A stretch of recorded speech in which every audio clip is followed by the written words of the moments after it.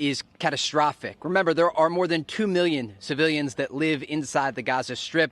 There are many vulnerable elderly people, women and children that are in desperate need of medical aid and food. And that's part of the reason that you saw aid trucks entering the Gaza Strip. What's going on, everybody? Today, I want to look at this reporter from Jerusalem. His name is Trey Yingst. He's an American journalist on the ground there. He said something interesting about Palestinian aid and the humanitarian crisis going on. And I just want to really compare it to what Ben Shapiro and many others are talking about and have a very honest discussion about this really intense topic. So I hope you guys enjoyed today's episode. God bless you. Dreamer podcast starts now. It's the Dream Rare Podcast. Welcome to the show. The way to get the news at the desk or on the road. Let's go. God is great and success in our control. The world is crazy, but we get better from obstacles. What's going on, everybody? Welcome to today's episode. So I want to start by playing this clip from a journalist who is an on-the-ground journalist. I've mentioned his name before because he's one of my favorite people that's reporting on this. His name is Trey Yingst, and he's one of those guys that's always in the cut. I believe he's been to Gaza. He works for Fox News for Jerusalem, but don't get it twisted. Just because he's at Fox, he's like a real guy. Like, he's really there. You know what I'm saying? He's very pro-Israel. So for those who are going to smear him as Hamas or anti-Israel, that's insane. He literally lives and works out of Jerusalem right now, and he's been super, super pro-Israel, reporting their stories. This guy's been where Ben Shapiro's never been. He's been walking around, seeing all of the real carnage in Israel, and I'm sure he's seen carnage on the other side too. But I want you to hear what he says, because even though he's extremely pro-Israel, even though he's walked around Israel and seen just carnage and devastation of people in Israel, he still has the humanity to admit that there's a massive humanitarian crisis in Gaza and that a lot of innocent people are suffering. So I find it fascinating. And I'll just play the clip and then we'll talk about it. The humanitarian situation in Gaza is catastrophic. Remember, there are more than 2 million civilians that live inside the Gaza Strip. There are many vulnerable elderly people, women and children that are in desperate need of medical aid and food. And that's part of the reason that you saw aid trucks entering the Gaza Strip yesterday, but it's not enough. And amid this conversation and the war that is taking place, it's critical that we distinguish between the Palestinian people and the civilians and the groups like Hamas and Islamic Jihad that launched this brutal massacre on October 7th. Trey, real quick. I think that's a very, very good point to make. Thank you, Trey. Now, I want to repeat this again, because what he said was we have to draw a distinction between the Palestinian people that are suffering and the group Hamas who did the terrorist atrocity. This is something that you don't see that much in Republican circles. They're trying to basically say everyone in Palestine is Hamas, everybody's guilty. And this is what I want to say too. I'm going to show you what Ben Shapiro has been talking about, but you can't really say anything about Trey like, oh, he doesn't know, he's never been there. Like, he's been where, excuse me, this guy's been where Jordan Peterson has never been. Jordan Peterson's a coward. This guy's been where Ben Shapiro's never been. He's been in Israel for the last probably year, or years, but he's seen babies. He's seen dead bodies. He's seen the carnage on the Israel side. So you can't sit with this guy and say, oh, you don't know what you're talking. Like, he knows what he's talking about. He's there. Yet he still has the heart and soul to say, let's not compare everyone in Palestine to Hamas. We have to draw a distinction, because he's been on the other side too, and he has a soul. I really like this guy. I mean, you know, I'm sure there's certain topics we might disagree on, but he doesn't really do that much political commentary. He just does on the ground reporting. I really like that. So if he can do that when he's seen the carnage that Shapiro's only seen pictures of, this guy's seen it in real life, you know, are they going to start smearing him as pro-Hamas now because he says that there is a crisis on the Palestine side? And I want to show you real quick. This is what Shapiro retweeted. It says, all previous humanitarian aid that has been sent to Gaza has been stolen by Hamas, which controls every inch of the strip.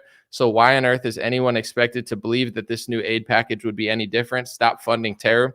Free Gaza from Hamas. So I'm not saying that they've never stole humanitarian packages, but if you're sending in food and water to people that don't have it and the situation is bad, or, you know, there's churches blowing up, people dying, and they don't have enough medical things, if you're not giving them like money and weapons, obviously that's not a good idea. But if you're just giving humanitarian aid, this is something that I feel like the Shapiro side of the debate is being very disingenuous about. They're trying to say, essentially, everyone there is Hamas. They're like, don't give them anything. They don't need anything. They don't need food. They don't need water. They don't need medical resources. And then, like I showed you before, you have a journalist who's in Jerusalem, who's seen dead bodies in Israel, who's covering the carnage, who's very pro-Israel.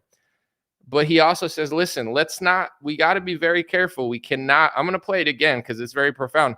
We can't conflate all of these people suffering with Hamas, which is what a lot of people like Shapiro are trying to paint the picture of. And I want to play this again. Keep in mind, you could go to this guy. His name is Trey Yanks. You could go to his Instagram, his Twitter. He's been in houses where there's blood on the floor. He's seen the carnage on the Israel side. In no way, shape, or form is he anti-Israel, but he has a soul. He understands that everyone on the other side is not all terrorists. Everyone on the other side is not suffering. They are suffering and they need help. And then the Shapiros of the world are like, it's all going to be terrorists. So just leave them. All right. Well, how many people do you want to die then? I'm going to play the clip again and then I want to show you some more stuff. The humanitarian situation in Gaza is catastrophic. Remember, there are more than 2 million civilians that live inside the Gaza Strip. There are many vulnerable elderly people, women and children that are in desperate need of medical aid and food. And that's part of the reason that you saw aid trucks entering the Gaza Strip yesterday, but it's not enough. And amid this conversation and the war that is taking place, it's critical that we distinguish between the Palestinian people and the civilians and the groups like Hamas and Islamic Jihad that launched this brutal massacre. So he's there on the ground. He's seen the dead bodies in Israel. He's seen the Israeli family suffering up close, unlike Shapiro. And he's saying it's not enough aid going to these people. He's not pro-Hamas. This guy is not a Palestinian activist. He's an on-the-ground journalist who is living in Israel. And he's saying, these people, it's rough over here in Gaza. They need help. And Ben Shapiro goes, no, any aid, it's going to be Hamas. It's all, you're funding terror. Trying to paint that picture. I just want to show people this real quick because I can't tell you everything. And I understand. And I'm going to go through a few more controversial things because I think that Israel has the right to exist. I think they have the right to defend themselves. I'm not anti-Zionist. I know that'll be a lie, just like anti-Semitic, they'll say. I'm actually not. If I was, I would just tell you and be like, listen, I don't believe in that. I'll tell you what I think. I think they have the right to do what they want in some senses. But if I don't have the right in my own country to disagree with how far they push the First Amendment and basically passing loyalty laws to a foreign country in America, now we have a disagreement. But in general, I just want to show you this real quick because one of the things that you'll hear from a lot of people trying to dehumanize one of the sides, and there's people on both sides trying to dehumanize. I'm not acting like it's not happening. I'm not saying there's not bad people on both sides. There are. But they're trying to paint this picture that all the Palestinians voted for Hamas. That's who they elected. And that's why they're all guilty and they're pretty much all terrorists. The last fair, real election they seem to have was in 2006. I'm just going to show you a few stuff because I tried to do the research of like how long ago is this election that they're trying to, hold all the people they're accountable of. So Hamas won an election in 2006. That's almost 20 years ago now, right? I tried to look at recent elections and the most recent election got canceled apparently because of violence in the war. And that's why they're writing articles, the Palestinian elections that weren't, they didn't even have a real election. It got canceled. And then you can see here, half of Gaza's population is under 18. More than 2 million people living in Gaza, roughly half the population is under 18. So this is just being honest. Even if you're the most pro-Israel, whatever, anti-Palestinian, whatever you want. I'm not trying to label everybody, just like whoever you are. And that's your excuse is like they voted for these people, so they're all in on it when half the population's under 18 and the last election was in 2006. What is that, 17 years ago? Most of the people that are living there weren't even alive when Hamas won the election. And if you're born there and that's all you know, are they all guilty? Like, is that really the narrative that people are buying? Like, they're all terrorists. None of them really need help. It's all Hamas and just dehumanize them and wipe them out. It's like, do people believe that? I don't understand. Here's what I want to say too, before I move on to the next thing I want to talk about. Someone said, why are you so obsessed? Why are you talking about this?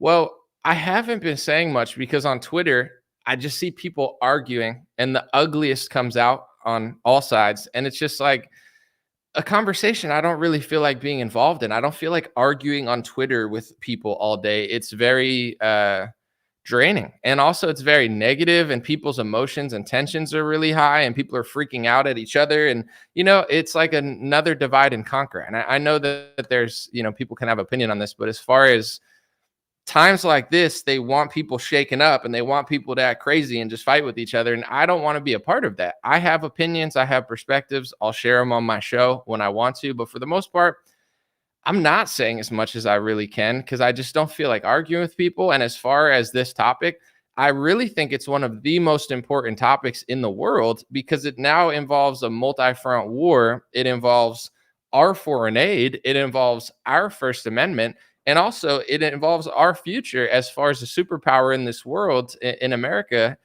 If we, escalate tension with countries like China, Russia, Iran, etc. So, I mean, I think it's a very important topic. And it's also like it goes even deeper than just the war. I think it's like a cultural shattering topic that kind of divides everyone in a different way. Because usually it's like left and right, black and white. And you have your like usual, like, okay, you go there, fight, fight, fight. You got, Ben Shapiro yelling at a blue-haired liberal, and you got like BLM marching with the George Floyd, and everything's usually like very predictable.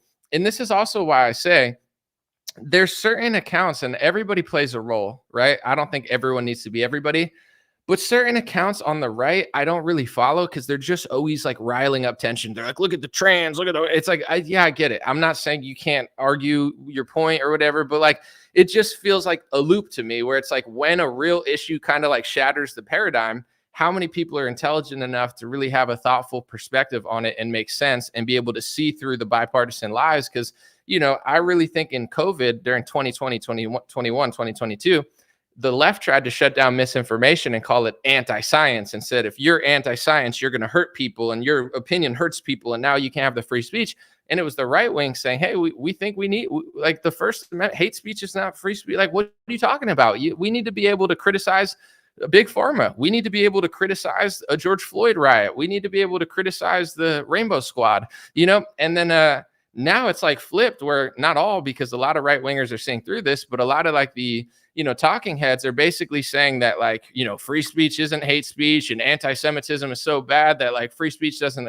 And it's like the parties can flip. And now it's the Democrats saying they want free speech, but they don't really want free speech. It's kind of like when Democrats say, my body, my choice, but then they force vaccinate a woman because my body's not my choice. Like both sides can be total hypocrites. So I think situations like this, it shatters the paradigm where the establishment left, like the NFL, the NBA, a lot of corporate media, is not on the side of Harvard. Harvard seems like it has a more pro-Palestine stance. And then you have the right calling it pro-Hamas, and everything's Hamas now. And it's like, it's a mess. This situation's a mess for multiple reasons. People dying, war, dragging America into it, calling everybody anti-Semitic, calling everybody pro-Hamas. The other side saying that. It's a mess. It's a total mess because it's like someone does something stupid, then someone else does something stupid, and then it's like pick a side. And I'm like, I don't like either of like this argument. Neither of you make sense to me. Like I don't side with Harvard. Harvard probably hates me because I'm conservative. And then also the other side saying that everything's pro-Hamas. It's like that's also a very slippery slope because you're basically acting like there's no way you could possibly support any argument against Israel or any Palestinian stance without hating everybody and wanting to hurt everybody. It's like if I said George Bush sucks and America's a terrorist state, you see how easy that is to say? It's easier to criticize America in America than it is to criticize Israel in America, which says a lot, but whatever. I want to read this real quick and just speak on a few things before I take off. And then maybe I'll read some comments today. Thank you guys. I've been kind of chilling, moving at my own pace because honestly, when war happens, it's usually good for business if you just want to get a lot of engagement, but it's also tensions are high. People get angry or people freak out. I don't need the money. I mean, obviously everyone needs money in this economy, but I'd rather lose money and I'd rather argue less and make less money than try to like overexploit a tragedy and just like freak everybody out. So like, I haven't been talking that much, there's a lot I could say. There's a lot of stories I could do. There's a lot of clicks I could get. I'm not interested. I'd rather lose thousands of dollars than like freak out at people or have them freak out at me. It's not times like this when tensions are high and war is happening. I don't like it personally. It's not. If you notice my news show, I'm not someone that like constantly talks about tragedies all the time. Like if you go to some accounts, it's like tragedy, crazy thing that happened, crazy thing in the streets. I've never done that. And I'm not saying no one should do that. I just don't like it. That's a personal preference. I'm not here for the doom and gloom. But here's a Nikki Haley tweet that was pretty controversial.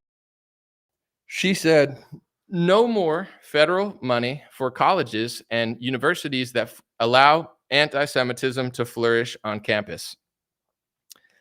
I don't have the tweet, but Ben Shapiro was retweeting a bunch of stuff, and he was saying, he retweeted someone that said, anti-Zionism is anti-Semitism. And this has been said by Mike Pompeo. This has been said by a lot of people, like being anti-Zionism or critical against Israel, whatever you want to say, is anti-Semitism inherently. And here's my take on it that's apparently extremely controversial, but I think it's super kind. I'm not anti-Zionist. I don't not think Israel, you get what I'm saying? They have the right to exist, in my opinion. I don't think I get to tell people, well, you can be here. And you, like, it's not up to me. You know what I'm saying? Israel and Palestine are fighting over that land. I'm not here to tell someone that they have no right to that land. And if I felt strongly enough, I would say something about it. With that being said, I get called anti-Semitic and anti-Zionist all the time because I'm looking at it strictly through the lens of what you're allowed to do in the United States of America. So when Nikki Haley says, you know, we got to cut federal funding to college campuses that are anti-Semitic, what does that mean? Because to most people, they think that anti-Semitism is just like hating Jewish people, or anti-Semitism is like being like really crazy and nuts. But anti-Semitism is now a new definition. Like, I'm going to try to break it down for people. I know if you've listened to my channel, you've heard it a lot, but I'm going to try to be calm and explain it. And if you want to research it on your own, you can, because I think you should know this for the next 10, 15 years. It's a big part of American society that you're not going to hear on Ben Shapiro's show or Michael Knowles. They're not going to talk about this, but it's real. It's really happening, whether they want to talk about it or not. So imagine if Democrats passed racism as a new definition. And now racism means you can't question crime rates. That's racist. You can't disagree with diversity. That's racist. You can't criticize Africa. That's racist. You can't criticize Ghana. That's racist. And they're like, you can't say that Africans, you know, like you can't say that Africans went after Jesus. Like, and there's all these like hate speech rules. And you're like, what? A racism bill? You know what I'm saying? Where like, instead of just being like, oh, you're racist, like, what does racism mean? Everybody thinks it means something else. Well, it's been defined as racist, and they're passing speech laws and speech bills and trying to basically usher in a government definition of racism, which has a specific 20 rules that you're not allowed to say. Now, if you criticize George Floyd, you're a racist. Now, if you say that black people do well in the NBA, you're a racist. Now, if you say that any black person likes Africa more than America, now you're a racist. Now, if you criticize a foreign country, you're a racist. There's now limitations of which countries you can criticize and how much, or you're a racist. And now those rules being passed into legislation, that's not happening. I mean, in some cases, they are censoring people on YouTube because of the expanded definition of racism, but anti-Semitism is not what you think it is. It's what the State Department says it is. So when Nikki Haley or Ben Shapiro or all these people talk about anti-Semitism, what you think it means and what the State Department on its website says it means are two different things. So if you want to know the hate speech rules of what anti-Semitism means on a government and legislation definition, you can Google defining anti-Semitism and go to the State Department website. I can't show you it anymore. I mean, I'll show you when I want to, but when I show you it, right-wing, quote unquote, news publications start calling me an anti-Semite. They say, don't even point that out, you anti-Semite. How dare you have a nuanced discussion about free speech, you anti-Semite? And then all media turns against me, and all of a sudden my name starts popping up in foreign publications where they're smearing me as an anti-Semite. Isn't that a little weird, you know? An American citizen just talking about the First Amendment and just pointing out things, and now all of a sudden I'm just this raging, hateful person, which I'm not. But in general, I've noticed that there is a State Department, U.S. government definition of anti-Semitism. I'm not going to read all the rules on there, because if you simply even read them or show people that it exists, you're an anti-Semite now. Google defining anti-Semitism and read them for yourself. So when Shapiro, Nikki Haley, when she says stuff like this, I'll show you again real quick on the screen. When she says no more federal money for colleges and universities that allow anti-Semitism to flourish on campus, you're thinking, oh, violence should be shut down. It should be shut down. Anybody that's violent on a college campus should be arrested. I don't think threats should be allowed. I think people should take these things seriously. And, I think that a peaceful protest is allowed. But when she says that, you listen to people like Ben Shapiro. So you're like, oh, they're just shutting down all the great. No. That's what you want it to be. It's like when George W. Bush passed the Patriot Act and said it's for the terrorists, but if you read the legislation, it was for everyone, and now you're being spied on because of it. It's not just for the terrorists. But anyway, long story short, that's the definition of anti-Semitism that they're passing into law. I've mentioned this a few times, and even mentioning that this exists will get people to call you anti-Semitic. It's like if they passed a George Floyd hate speech bill that made 50 things racist, and now it became like an actual government law. And I said, I don't agree with that. And they said, oh, you're a racist. That's why you don't agree. It's the same thing. The right is the left. They're both sides are fake. All your favorite people in Republican politics, they're just actors at this point. If they don't want to talk about this. But anyway, long story short, so I've been studying, and this is when I got blacklisted from the Republican Party. I repeat this stuff all the time because it's the missing link. If you don't understand this, if you listen to Michael Knowles or any of these other dingbats, that guy, if someone's like, you should read his book. I was like, I'd rather read Where's Waldo. I would gain more intelligence from reading Where's Waldo than I would a Michael Knowles book. I mean, to Shapiro's credit, he's a superstar. He's been dragging Michael Knowles' carcass across the finish line for years now. Without Shapiro and Daily Wire, no one would care about Michael Knowles. But anyway, in general, it's like this is happening in American politics. And I was allowed to go places. I was invited. They were trying to prop me up. People were offering me news gigs or whatever. And the second that I realized that Ron DeSantis was passing a hate speech definition of anti-Semitism that's on the State Department website through legislation, I started getting called that word. And if you look at DeSantis's hate speech bill or anti-Semitism school bill, it's an anti-Semitism school bill that's for religious protection, but the laws are also for non-religious people. So it's not a religious bill. It's a racial/religious bill, but it's really like a foreign country loyalty bill. And in general, it's a religious protection bill, but DeSantis didn't even include his own religion in the bill. It's like if you're a Christian and a Catholic and you're passing, hate speech laws for non-religious people of a different, and you don't even include your own religion in a religious bill, it's a joke. You know what I'm saying? And Trump passed an executive order on college campuses, which is why he's on True Social like a blowhard saying to, shut down all the school. It's like he's a joke. But anyway, long story short, now when you listen to people talk about anti-Semitism like Shapiro, and he says anti-Zionism is anti-Semitism, and he keeps saying that, well, are you being honest about what the words mean? Because you use anti-Semitism the way the left uses racism, where you exaggerated about it, and they've got an exaggerated definition passed through legislation on our government website. And if you ever notice it, they'll say you hate everybody. But in general, it's like, and now you say anti-Zionism is anti-Semitism, but it doesn't even it can't even coexist with the anti-Semitism laws, because one of the laws, you're not allowed to say that any Jewish person in America has loyalty to Israel or dual loyalty. That's called anti-Semitism. If you say anyone has dual loyalty. So if you look at Ben Shapiro, you listen to him and you come to the conclusion, I think Ben likes Israel just as much as he likes America. That's anti-Semitism. Thinking that Ben Shapiro likes Israel is anti-Semitism, and it's not just loose anti-Semitism like someone calling you a racist. It's on the government website. It's passed into legislation in Florida. It's passed into executive orders on college campus. Donald Trump and Ron DeSantis are, two perpetrators of those speech bills. They don't care. They're not your friend. They don't give a crap. They're just actors. But anyway, it's like in general. So Ben says you can't say that he's loyal to Israel. That's anti-Semitism. Okay. But then he calls people ginos and says that they're Jews in name only if they don't like Israel, and that they're not, their Judaism isn't enough. And it's like, so which is it?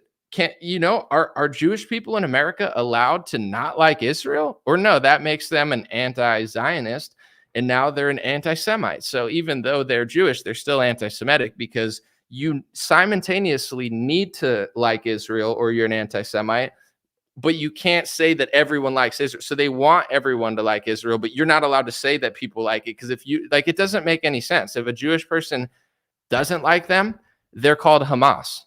But then if a Jewish person does, and you point it out, they'll call you an anti-Semite. So it's like, it doesn't, none of this stuff makes sense, which is why the First Amendment doesn't say, hey, pass a George Floyd speech bill for racism and then pass an anti-Semitism speech bill.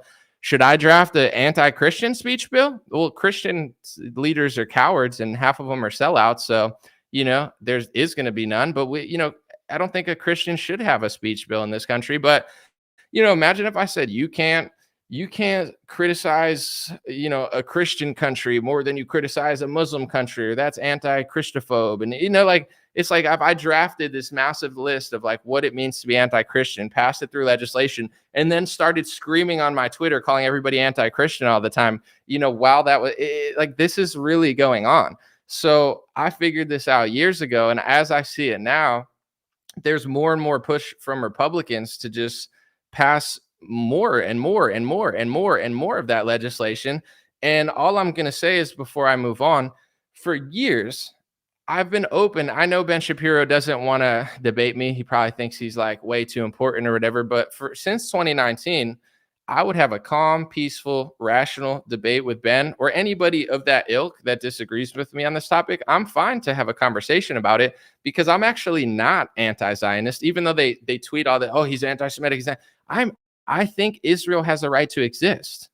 But here's my thing that maybe is not popular amongst those groups. If you're an American citizen and you keep calling me an anti-Semite when I'm not, and you keep exaggerating about that word, and then you pass speech legislation which defines hate speech laws for your group, and then you call someone anti-Semitic when they notice, that's annoying. You know what I'm saying? Like, Ben Shapiro clearly loves Israel, and there's nothing wrong with that. I'm glad he does, but it's like, basically, he does that. But then if you notice it, he'll call you anti-Semitic. And if you say that you think you should have the right to not pass a speech law in this country, he'll say you're like Hamas and it's like, so you get what I'm saying? Like, I think it's fine. But for someone like Ben, it's like, at least Trey Yingst is over there on the front lines, and he's on the front lines saying, listen, what Hamas did to Israel is unacceptable. It's pure terrorism. But also, millions of Palestinians are suffering. Trey Yingst says that, and his word actually means something, because he's over there and he's seen the carnage. Ben Shapiro sits at his little computer in America calling everyone anti-Semitic, not over there. But then in America, he wants to basically belittle you and badmouth you if you don't want speech regulation passed through America, because him and Dave Rubin, they think that the First Amendment exists for everything except for causes that they like, and then it shouldn't exist because they start exaggerating. And you got to be really careful. This is the theme of what I've been talking about for weeks now, but it's so important. If a Trump rally, there's thousands of Trump rallies in the world, and 5 of them, something happens. Like, this has happened at Trump rallies. Someone gets in a fight, Antifa shows up, they beat each other up, some crazy crap happens. January 6th, crazy shit has happened at Trump rallies, but the majority of them are peaceful. Do you want to say, hey, let's just shut down all of those protests because there's been violence and someone said something crazy in the crowd, or someone had a crazy sign, like someone, they have like crazy signs and stuff. They'll be like, hang Hillary or something like that. And it's like, should they shut down all Trump protests now because one person had a sign or a gallows? You would say, no, everyone shouldn't be shut down because of that one person or that one sign.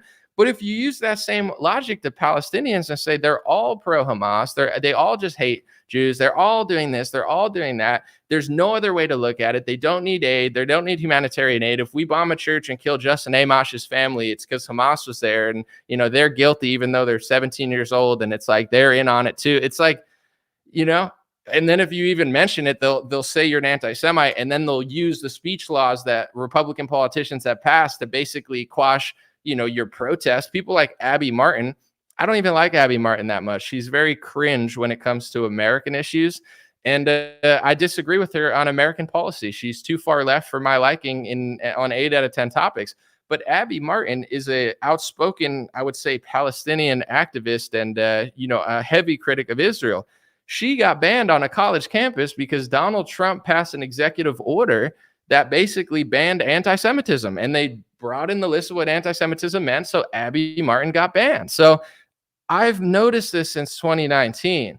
All of your favorite Republicans are hypocrites. They're all sitting there saying, I want to speak on a college. Ben Shapiro literally basically made a name trying to speak on college campuses, and leftists said that he hated Palestinians and that he wants to hurt gay people and that he shouldn't be able to speak on protest because he said some crazy shit in the past or he's written crazy stuff when he was younger.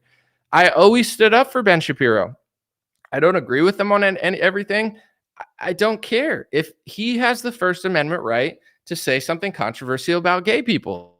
He has the First Amendment right to say something controversial about Palestinians. To be quite frank, if he wants to go on a college campus and he wants to say, I think that Israel, the only way that it should defend itself is by leveling Gaza, I think, although you could say that that's a call to action, I believe that the First Amendment supports a foreign war opinion that Ben Shapiro has, whether I like it or not, because war is a complex issue.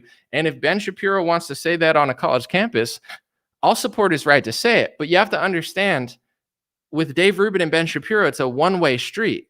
We'll back them up, but they won't back up Abby Martin. And they'll be happy when Trump passes a speech law. And they'll be happy when France bans protests. And they'll be happy when Nikki Haley wants to ban anti-Semitism. What does it mean? I'll tell you, if you want to know what it means, don't listen to me.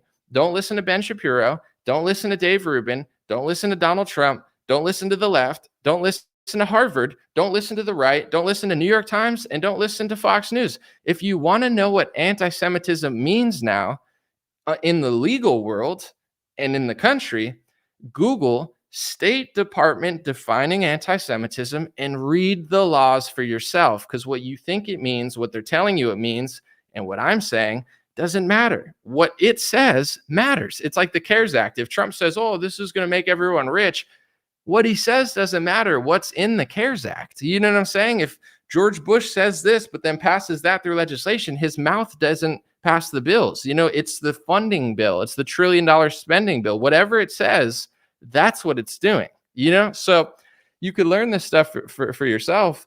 And the reason that I talk about this, before I move on to the next part, then I'm going to read some questions, is a multifaceted thing. One, whenever a big event happens in the world, most people are inclined to mention it or talk about it in some form. Two, I've been covering this topic as far as it relates to the First Amendment in America since 2019, and people have to understand, and I don't care how much they lie about me in the press, this is the truth. The Republican Party essentially exists to serve a foreign country in my analysis. If people want to say that's hateful, it's not. I'm not saying that Israel can exist. It can exist. I'm not anti-Zionist. I'm not anti-Semitic. I'm none of those things. There's millions of good Jews in the world. There's millions of good Jews in America. And I don't want to pander, but some of my favorite people are Jewish. And I know that there's intellectual diversity in the Jewish world. It's not all Ben Shapiro. It's not, look at Trey Yingst. He's a great guy. Him and Ben disagree. You're allowed to disagree if you're of the same ethnicity. But anyway, long story short, I've come to the conclusion that most Republican establishment just exists to serve a foreign country. They don't care about anything except for that. You can be intellectually completely dishonest, but as long as you are pro First Amendment, except for Israel, then it's okay. You know what I'm saying? But the second you apply exactly what you think about everything to that country too, then they'll call you an anti-Semite. Then they'll shut down your stuff. Then they won't invite you places. It's like the whole thing is basically like boxing out anyone who doesn't play that game, But with the internet and with social media, at the end of the day, I think over time, people figure stuff out. It's like with the vaccine. At first, it was wildly popular, and they called everybody a conspiracy theorist who knew in advance the facts, in my opinion. Like, you listen to Piers Morgan, who blocked me on Twitter because he's an idiot.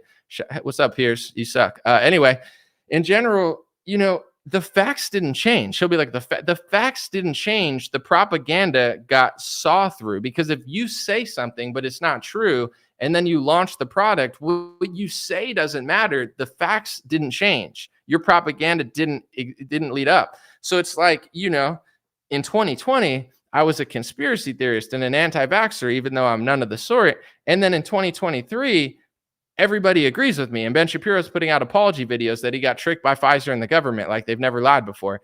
It's not, the facts didn't change. It's just they lied and everybody figured it out in due time to some extent. It's the same with this topic.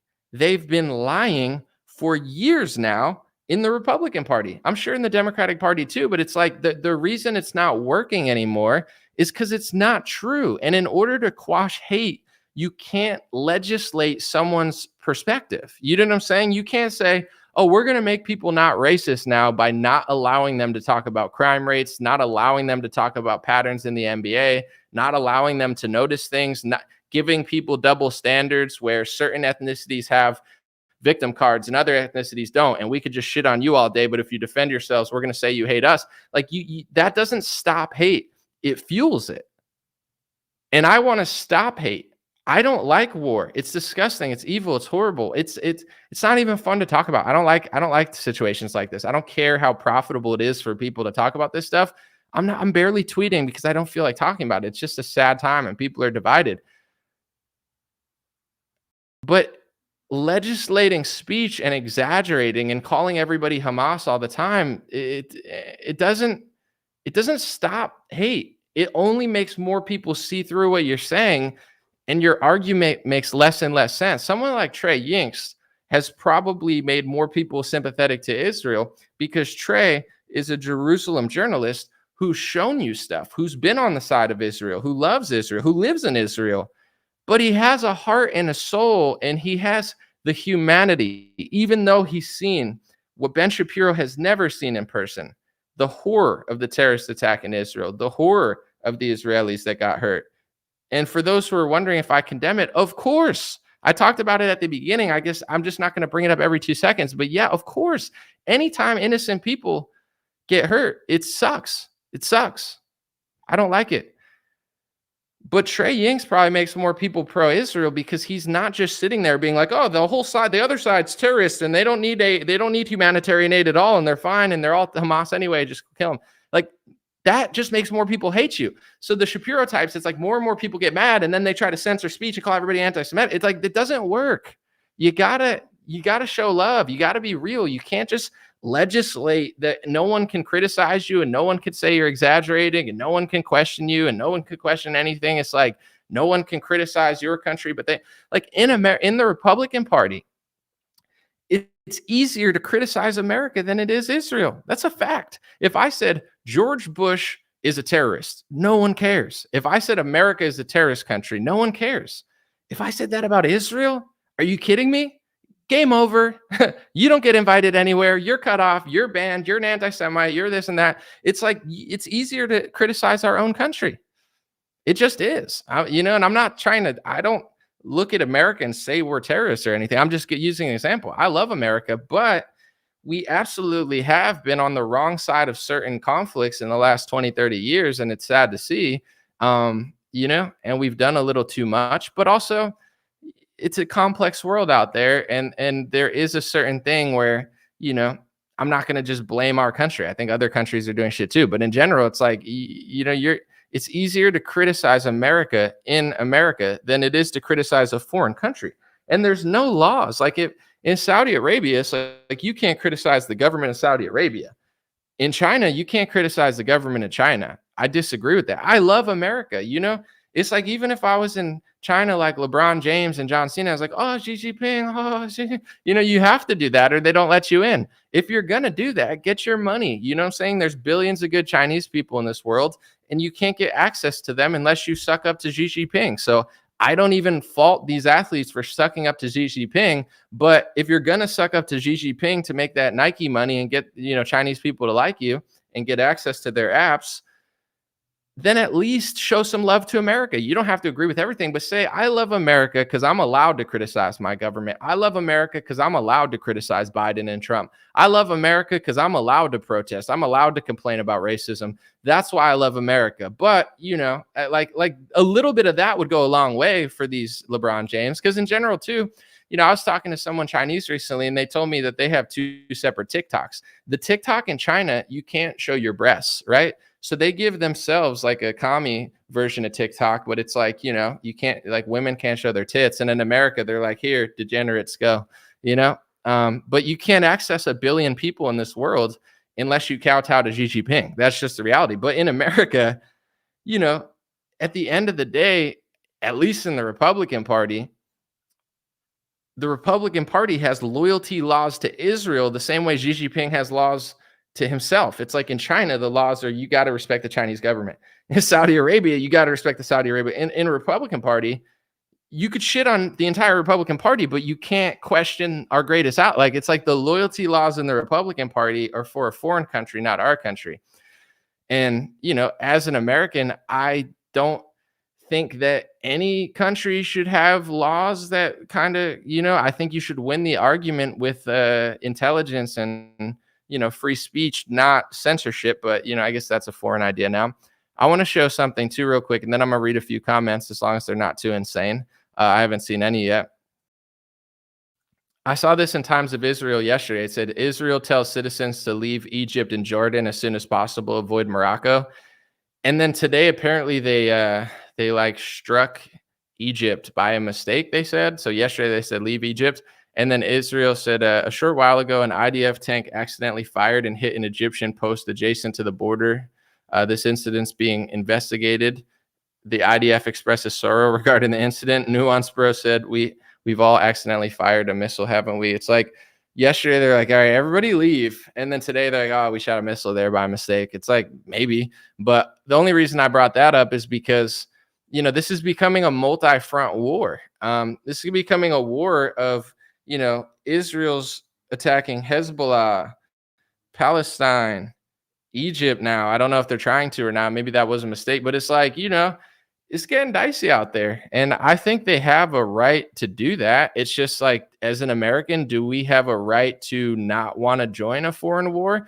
And the thing with, like, the most annoying thing with people like Ben Shapiro to me, I don't care that he likes Israel. I don't care that he wants to give them money and weapons and whatever. I don't care. It's a foreign policy agreement or disagreement that every American citizen is allowed to have. But the hypocrisy of Ben is he'll be like, we have to do this. We have to do this. And if you don't agree, he'll call you an anti-Semite. So it's like, and then he'll say that you can't say he has any loyalty to Israel. That's one of the laws on the State Department website is you're not allowed to say that anyone in America has loyalty, dual loyalty. Like, they wrote an article about me and they're like, he says that people have dual loyalty.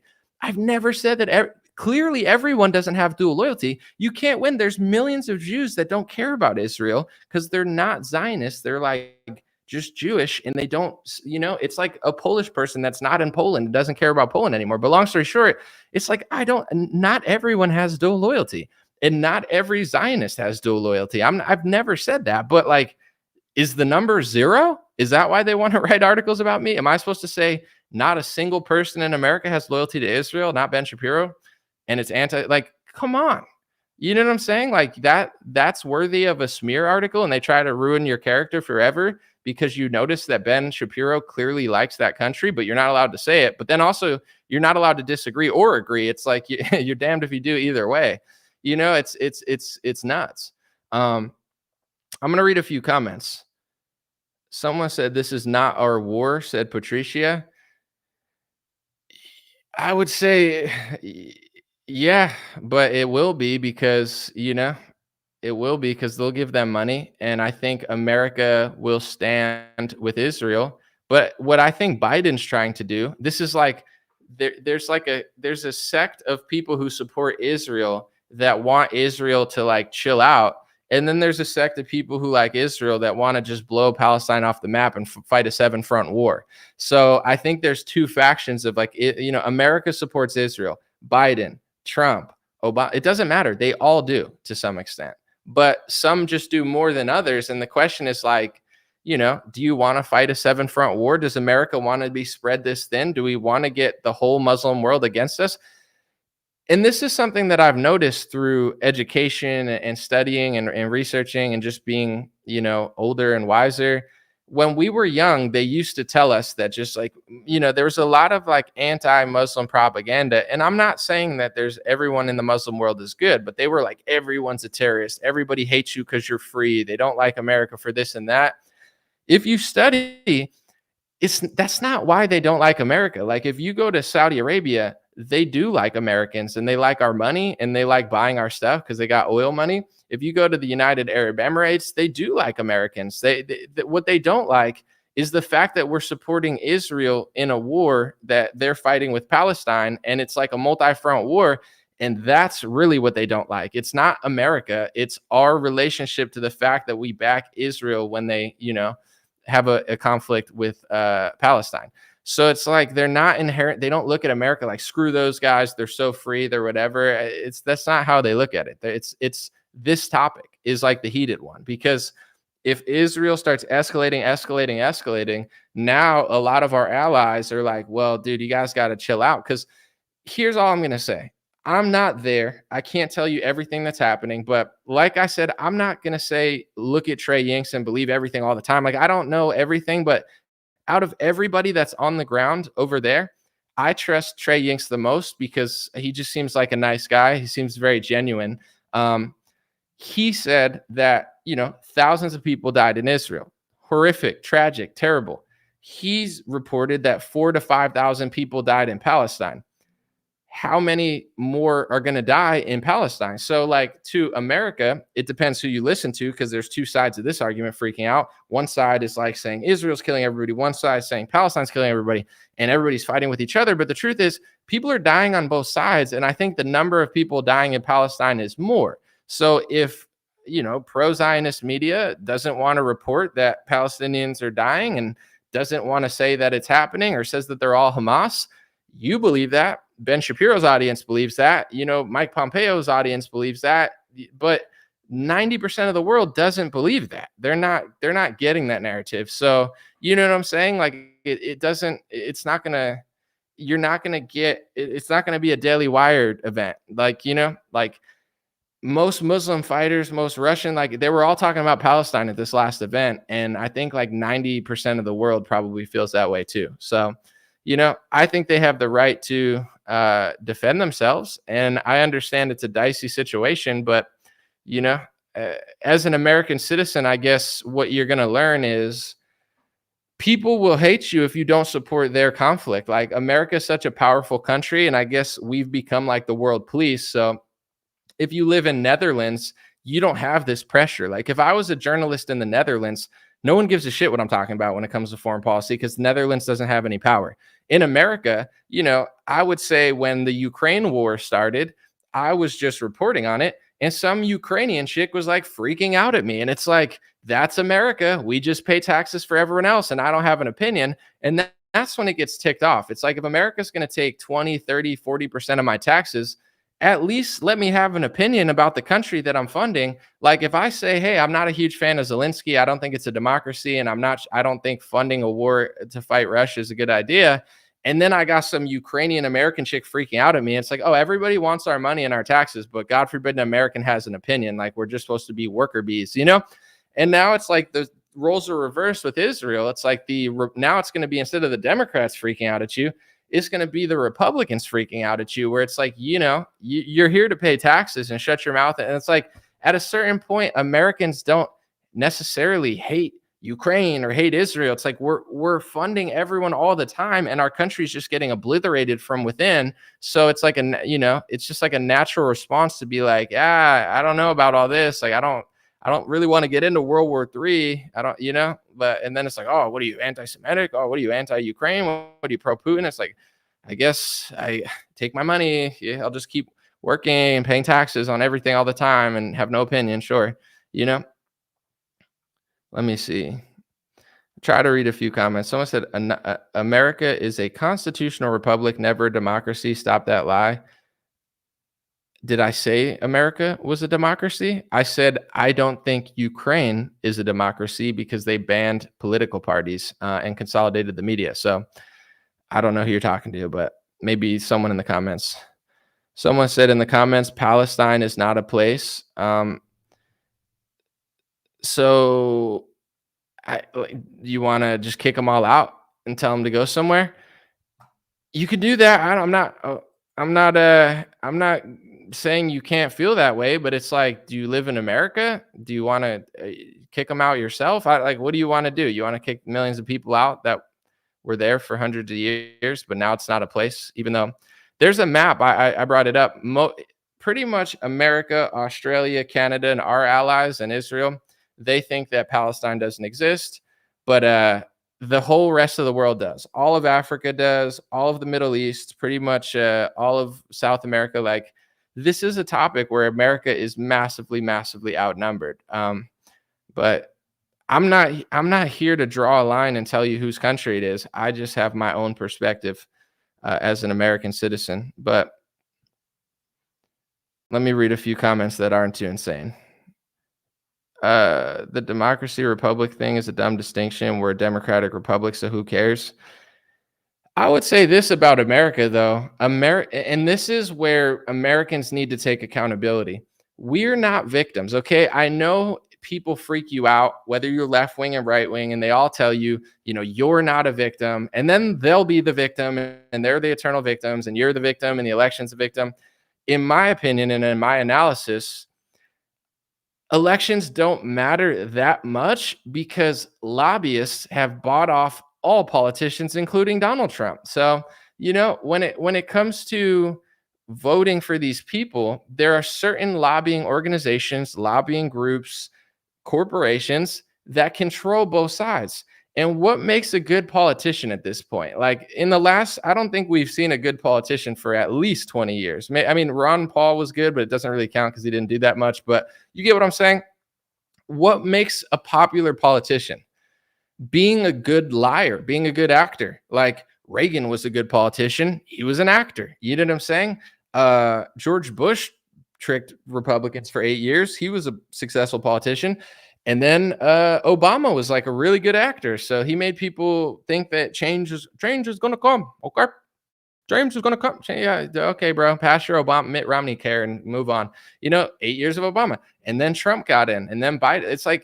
It's like an actor competition, but neither side wants to admit it. And both sides are spun up on their media. So it's like they could flip you in a week and you don't even realize. It's like Democrats go from like hate speech is not free speech. And then a week happens, there's a new conflict. And now I have multiple Republicans I follow unironically posting hate speech isn't free speech. Like they just flip the parties in a week and people don't even realize. So it's like, until Americans, they think it's pessimism to think that like these people don't matter. But it's like, when I started saying, because like I believe that Trump didn't take money, like I actually believed him.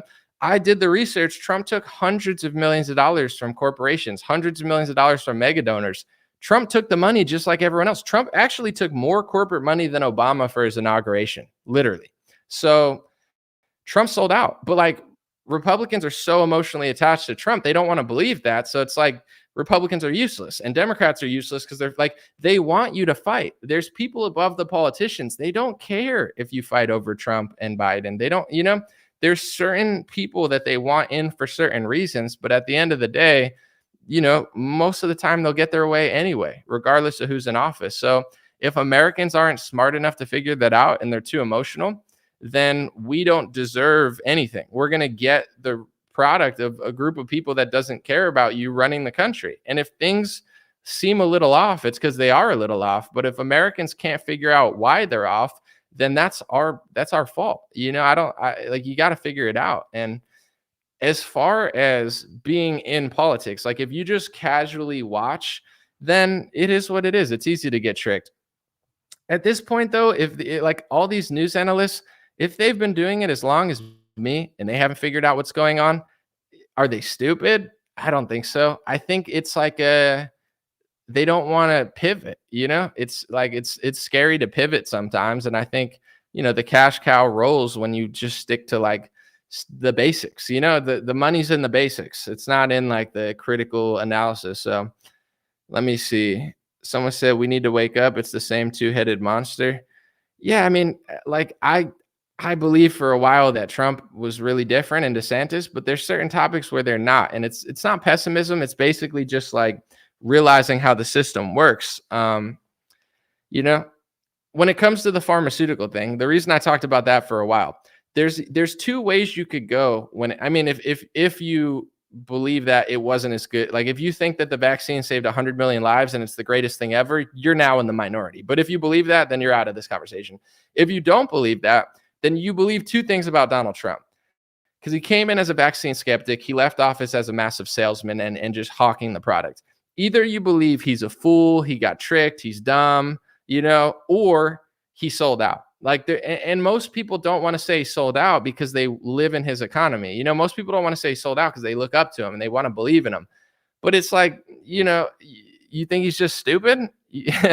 Like he's not dumb. Trump's not dumb. He just sold out. But I know that's not popular, so we got to just play make believe, and that's what politics is. Just like make believe. You fight each other, like you fight the left and the right fights, and a lot of what they do, it's hand in hand. They do the same stuff where it's like punch, jab, jab, jab, jab, jab, knockout. And then you get knocked out. They knocked me out. Trump didn't knock me out. He just jabbed me in the face 20 times. Yeah, but the Democrats knocked me out. It's like George Bush passes the Patriot Act. The Democrats used it against you. Republicans hired all the people you hate, but they just made a mistake. They fund big pharma and print trillions of dollars. And then the Democrats mandate it. And then the Republicans start the war, in the Middle East, and Obama expands it. And then, the right-wing neocons, create a refugee crisis for a foreign country and then call you hate speech and pass speech laws. And then the left brings the refugees to America. It's like they're working in unison. They just can't tell you they're working in unison because then you'd figure it out and then it would stop. The game ends once both sides figure it out, but apparently both sides can't figure it out. You know what I'm saying?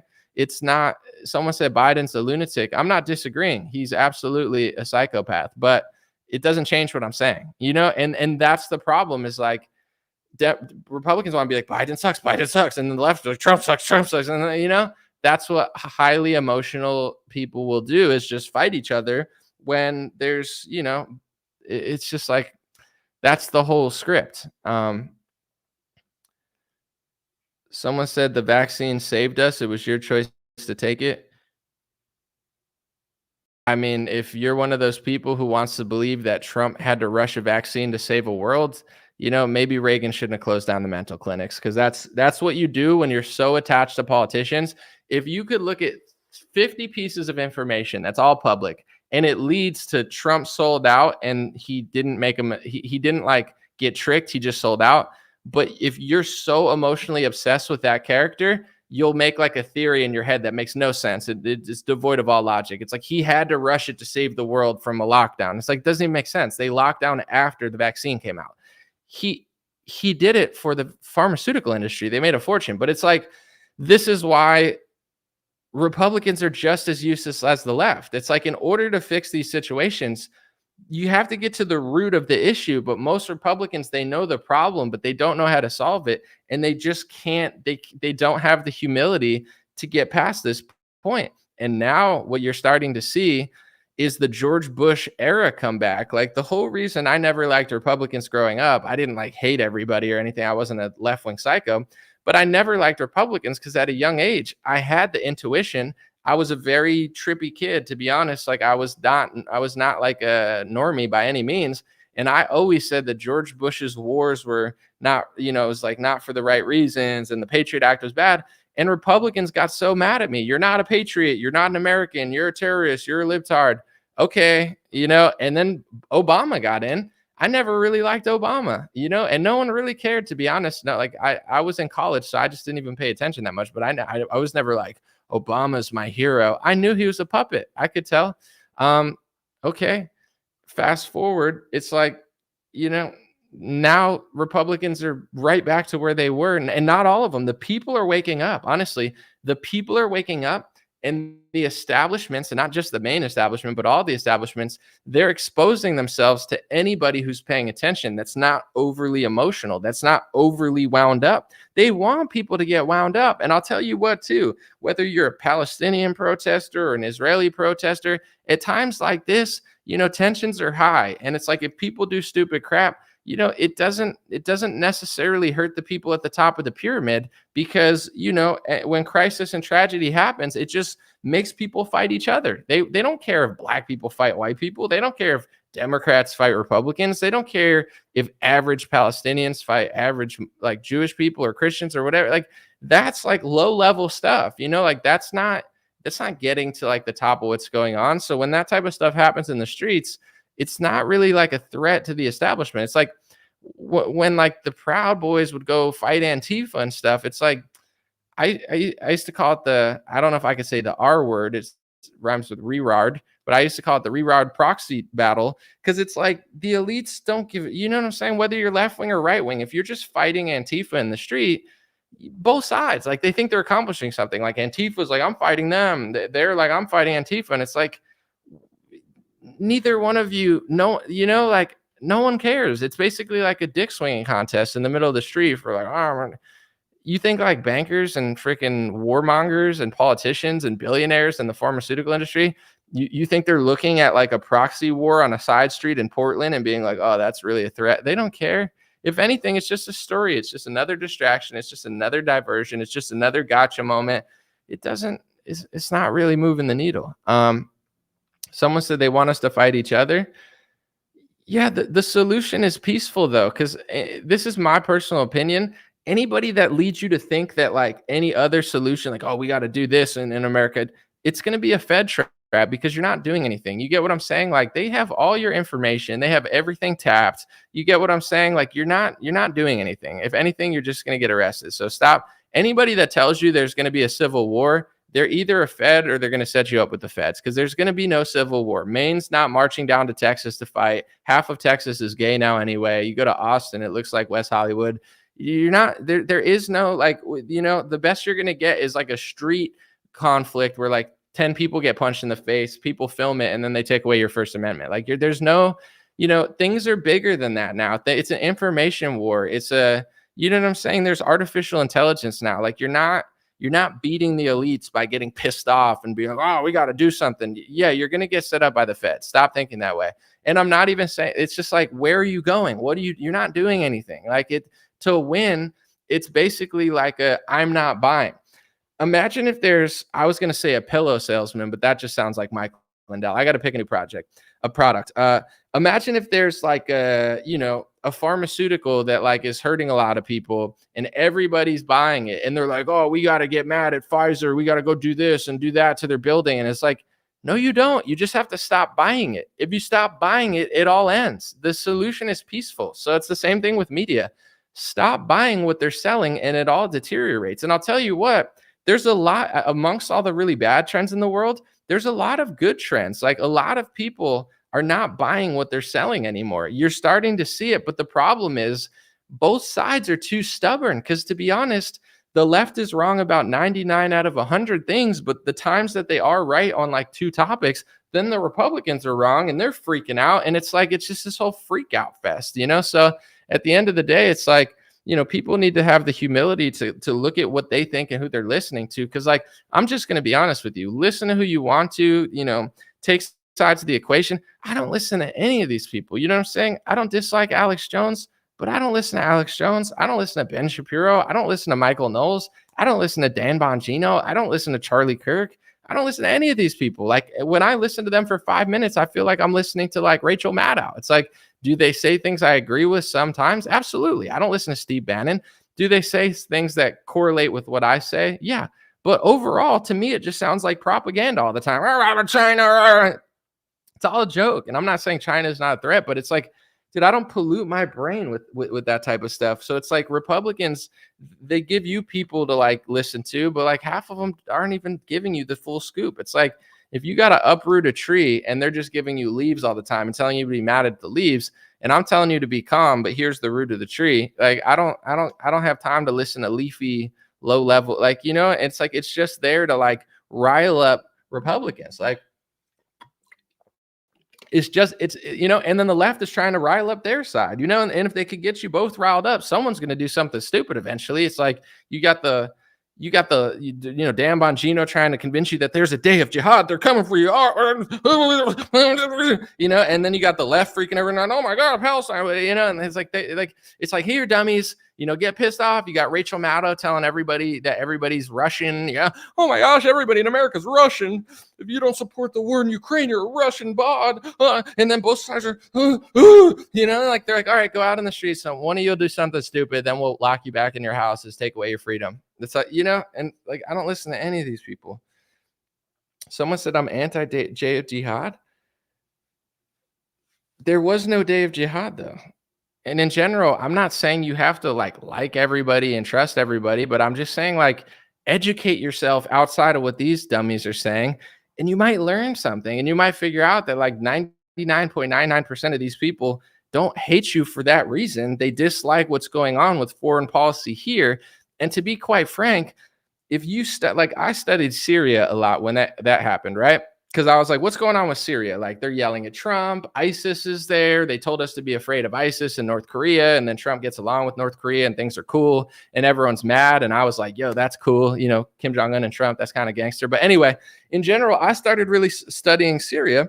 And, you know, people like Tulsi Gabbard were explaining that America is funding rebel groups.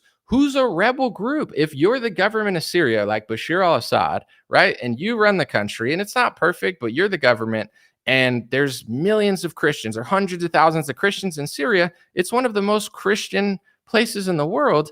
And then you got America funding rebel groups. If there's a country where millions or hundreds of thousands of Christians are safe and America's funding a rebel group, who's a rebel group, you know? And Tulsi Gabbard's like, these are basically terrorists. America funds anybody that they can to do their bidding in certain countries. And in general, we started like a 3-way proxy war.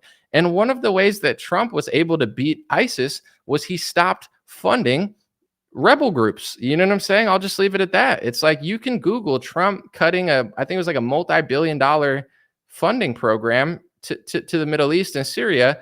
And 2 years later, they disappear and they're only in one region. And then the news is telling you, we got to go to that one region. And it's like, you get what I'm saying? Like, you're not going to make a lot of friends in the Middle East if America's funding rebel groups to attack sovereign governments. You know what I'm saying? Where like Syria, there's hundreds of thousands of Muslims and Christians, and they mostly live in peace. And America's trying to stir up that pot. It's not going to make a lot of friends. And when it comes to like, you know, other countries, there is beef in certain countries. Like, there are countries in Africa where Muslims and Christians are fighting. You know what I'm saying? It's like, if you go to a nice neighborhood and then you go to a shitty neighborhood, it's like, it's all good in Abu Dhabi because everybody's rich, but you go to some broke country or a country where people are pissed off, you do have conflict. There is religious conflict in the world. What's going on in Armenia seems insane, but because the media doesn't like Christians, you're not going to hear about that story, but it's probably devastating what's going on there. But, you know, they don't have enough press power to get that story out there. And I don't know enough about it to really weigh in on it. Am I the only one that's not sure about Byron Donalds? He's not going to be who you want him to be. At this point, I would say like the Congress thing, it's just a clown show. Like Jim Jordan, who cares? You know, like if he wins, great. If he doesn't, it's fine. Like Byron Donalds is not going to save you. I promise you, that guy's not going to change your life. He's not going to like blow your mind in Congress. That's like low level. You know, I don't trust him. I saw like, he's better than most, but he's a politician. He'll do what he has to do, but he probably won't even get there anyway. He just got to Congress. Here's another thing too. There's way better people than Byron Donalds, like Thomas Massey, that have been there for a decade that are way better. And it's like, he just gets there. You think he's going to be the Speaker of the House? Didn't he just get to Congress like last year? It's a clown show. I just ignore it. It's like a bunch of like grandstanding actors, you know, like they all puff out their chest and they say something, but it doesn't matter. You know, they know if they said anything that actually mattered, they'd be canceled in a second. The closest thing I've seen to somebody actually saying something that mattered was when Marjorie Taylor Greene was talking about the pharmaceutical industry, like way harder than other Congress. Did you notice none of those other people were talking about it that much? It's like, you know, it's like a soap opera. Yeah. In my opinion, but you know, and it might have been a bad idea to do what they did to McCarthy. It might backfire, but at this point, who cares? Because what was he really doing anyway? Like the Republicans will tell you, oh, that's not good. And it's like something, you know, Americans are rightfully just like not feeling the situation. So there's a chance that kicking out McCarthy was a bad idea and Matt Gaetz was kind of grandstanding and not, but what he was saying was valid. I mean, whether he was being deceitful or not, him talking about spending bills and the fact that, you know, every year there's two huge stories that if everybody wasn't just freaking out left and right all the time, we could talk about it. Two things. Every year, they do multi-trillion-dollar, multi-billion-dollar, usually in the trillions, a spending bill, and they call it an omnibus bill, and nobody reads it, and it's full of bullshit, and it doesn't matter if Biden's in office, and it doesn't matter if Trump's in office, and it doesn't matter if Obama's in office, and it doesn't matter if Jim Jordan's the speaker, and it doesn't matter if Kevin McCarthy's the speaker, and it doesn't matter if Nancy Pelosi or Mitch McConnell's in charge. It doesn't matter. They pass it every year, but Americans are too wound up to realize this. It doesn't matter who you vote for when they pass these psychotic spending bills, and they've made it normal. They've moved the Overton window so far that people just think it's normal. It's not normal. George Washington was not spending multi-trillion-dollar bills every year. They never would have allowed that stuff, but people are too caught up in the drama. AOC, Ilhan Omar, Rashida Tlaib, Donald Trump, Matt Gaetz, it's like left wing, right wing, Steve Bannon, China, say, and then like freaking Dan Bongino, and then you listen to Rachel Maddow, she's like, and then people, and it's like, it doesn't matter. Every year, no matter who's there, they pass these multi-trillion-dollar bills, and Trump's not going to save you. Matt Gaetz is not going to save you, but he did mention it, and it's appreciated. So that's one of the big scandals that happens every year. And then also, I would say income tax. It's like you're not draining the swamp when you're taxing people 30%, 40%. Like Americans are just being robbed. How do they have all this money for wars all the time? Oh, we got the money. Oh, Janet Yellen says we have money. Because they're taking 40% of your income. You buy something, it gets taxed. You sell something, it gets taxed. Buy a house, tax. Sell it, tax. Tax. Buy a stock, get it taxed. Tax. You're probably getting taxed more than 30% because it's like, what's not being taxed? I get taxed 30 to 40% of my income. Then I get the income and it's sitting there, and then I get a stock, and then I get taxed on that and the house and that. And they're just stealing your money and just giving it to foreign countries and giving it to themselves and giving it to contractors and giving it to big pharma. And they give you Donald Trump because they know that you're not going to pay attention. He's like, my vaccine was so great. I printed trillions of dollars, and Operation Warp Speed saved 1 trillion, gazillion, bajillion lives. I speak like Dr. Evil because I don't respect my base because they don't respect themselves. I'm a socialist now. I do $18 billion big pharma scam deals with your tax money. And people are like, no, you don't understand. I read Linwood message board, and I listened to X22 report, and Trump printed the money to save the world. I mean, he had to give socialist money to pharma to save the country. But how dumb is the left? I mean, you don't get anything, Anomaly. You need to read Michael Knowles' book. I'd rather take a Where's Waldo book, open it, and wear it on my head like a lampshade than read a freaking Michael Knowles book. I'm not, there's nothing he's going to tell me that I couldn't hear in a 50-second reel of Ben Shapiro yelling at some depressed liberal on a college campus. Like there's nothing there for me. I'm past that phase. But in general, it's you get what I'm saying? It's all like a big game. And both sides don't have humility. They don't have the self-awareness to be like, the liberals are wrong about a lot, almost everything. But that doesn't mean like you're right. You know what I'm saying? Politicians are filled with binaries. You could vote, but like it's you paying attention. It's like if I brought you to like a freaking store and I'm like, you have two options. You can either take Coke and pour it on your head, or you could take Diet Pepsi and pour it on your head. And I'm like, I don't want to pour soda on my head. Someone said, Bill Young said, I'm out. This show sucks. And I'm like, I don't get it. I think I'm going to pour soda on my head. Okay, dude, whatever. It's like, those are the two options they're giving you. And it's like, if I stand in the store and be like, can I drink like water instead of pouring soda on my head? I mean, that doesn't, what do you don't like Trump? What do you have, Trump derangement syndrome? What are you, pro-Putin? What are you, Russian? What are you, an anti-Semite? What are you, a racist? What are you, a conspiracy theorist? What are you, a sexist? Oh, what do you hate Israel? Oh, you hate Palestine? Oh, you're trying to genocide Muslim people and the black and brown? You don't believe George Floyd? I mean, what the hell? You like Putin too much. You don't like Zelensky. And it's like, you get what I'm saying? Like, I'm like, no, I just don't want to pour soda on my head. But that's what we do here. We're all freaking inconsistent. It's like, that's politics. Everyone's crazy. It's why I don't even want to tweet that much. It's like, I'm reading the comments and it's like, I'm just getting dumber. Every take I'm reading, I'm just getting dumber and dumber and dumber. I'm like, this is not high level stuff going on here. But someone said you make good points. I appreciate it. That's why I'm employed, with without my good points, I'd be on the street with a sign. So I appreciate your support. By the way, we do have God Bless beanies back, guys, at dreamrare.com.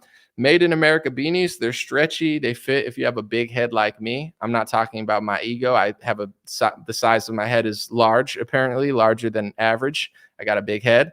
And I don't like skinny hats. So I got these ones. And I got sweatshirts made in America. Everyone loves the sweatshirts. They're my favorite sweatshirt. You will not be disappointed. Those are fire. Check it out at dreamrare.com. Let me see. Patrick says, yeah, we get it. It's theatrics. It's a clown show, and there's not any media broadcast that doesn't have bias in one way or another. Too many people live in the life of the routine, and grassroots will never change. So therefore, at least half the country will be good little tax-paying sheep. So your logic to not just buy into the bureaucracy and lies these politicians are spewing will never happen. Well, I mean, JK said, pure truth, brother. Appreciate you. Thank you so much, Jay. I appreciate it. But it's like, for example, like this is, people are like, you changed from 2019. Here's when I changed. I thought we all believed what we actually said, but then it's like Trump prints trillions of dollars and people are like, he had to do it to save the world. It's like, okay, so Republicans are against socialism unless you give them an orange vaccine salesman who just is hilarious. And then they're socialists. Like both sides are total hypocrites. You know what I'm saying? Like you just got to give them a character that they believe, and then they'll believe anything. Like it's, it's like story time. Susan said, in the 7th century, the Arab conquest took place and they brought in military colonies that gradually took over the farmland from the Israelis.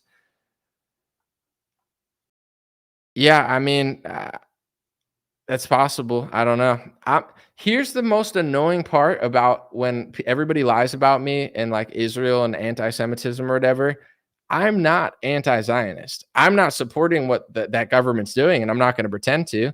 But I'm not against their right to exist. I just don't think they need to dehumanize 2 million people and try to kill them. It's like just like the other side doesn't need to do that too. So it's like it's a dicey situation over there. I'm not saying Israel can't have land in the Middle East. I'm not saying you have to give it back. Some people are saying that. They're saying give it all back. You're a terrorist. Go away. I'm not saying that. But also, if you understand my interpretation of it, it's like if someone says that, they shouldn't be banned on a college campus. If someone likes Israel and says Palestine's a terrorist state and they're all terrorists, I don't agree with it, but I don't think that they should be banned from saying it on a college campus. I should be able to go and raise my hand and disagree. And then vice versa, if someone doesn't like Israel, they shouldn't be banned on a college campus, but Republicans are passing Israeli loyalty laws where you can't speak against them on a college campus. So I think there's a argument to be had there, but so with Israel, it's like, I don't think they don't have a right to exist. I think Americans have a right to exist and keep their First Amendment. And if I say Republican politicians are compromised, I don't feel, I'm not lying. You could call me whatever you want, but they won't call me a liar. They'll call me this, they'll call me that, but they never say he's lying because I'm not, because it's the truth. And the people writing the articles, they know. You think they don't know that I'm telling the truth? Of course they do. It's like, yeah, this guy's awesome, But in general, it's like, if you want that land and you want that land, do I have a say? Do I get to secure my border? Do I get to say I don't feel like paying 40% in taxes? Do I get to critique a foreign government the same way I could critique? If I can't, that's the annoying part about the Zionists. If you're in Palestine, you're annoyed by other things. But in America, the annoying part about right-wing Zionists is the fact that they constantly exaggerate. They constantly pass speech laws. They constantly abuse the word anti-Semitism. They call everything they don't like Hamas all the time. Everybody's Hamas. All the kids are Hamas. They all voted for him in 2006. Am I responsible for what Obama did? Am I responsible if he drone strikes a wedding? It's just a dangerous president to set, but whatever. It's like that's the annoying part. Me personally, some disagree, but me personally, I'm not anti-Zionist. I think they have a right to exist. But if Ben Shapiro says it's anti-Semitic to say he likes Israel when he obviously likes Israel, it's just subversive and it's fake and it's dumb. It's like, if you like America, you could live here. If you want to criticize America, you could live here. If you want to live there, live there. I don't care. You know what I'm saying? I'm not against him moving there. But if he wants to stay here, that's cool too. He has every right to, but it's like every time he calls everything anti-Semitism all the time, it's just annoying. He's like, oh, it's anti-Semitism to say anyone has loyalty to that country. Are you suggesting that you don't? Is that like, does anyone, no one believes that, including your own audience. But then when a Jewish American doesn't like Israel, then you're mad at them. It's like, you're mad at both sides of the same argument. It's insane. So it's like, I don't care. I'm not what they say, but I don't care, and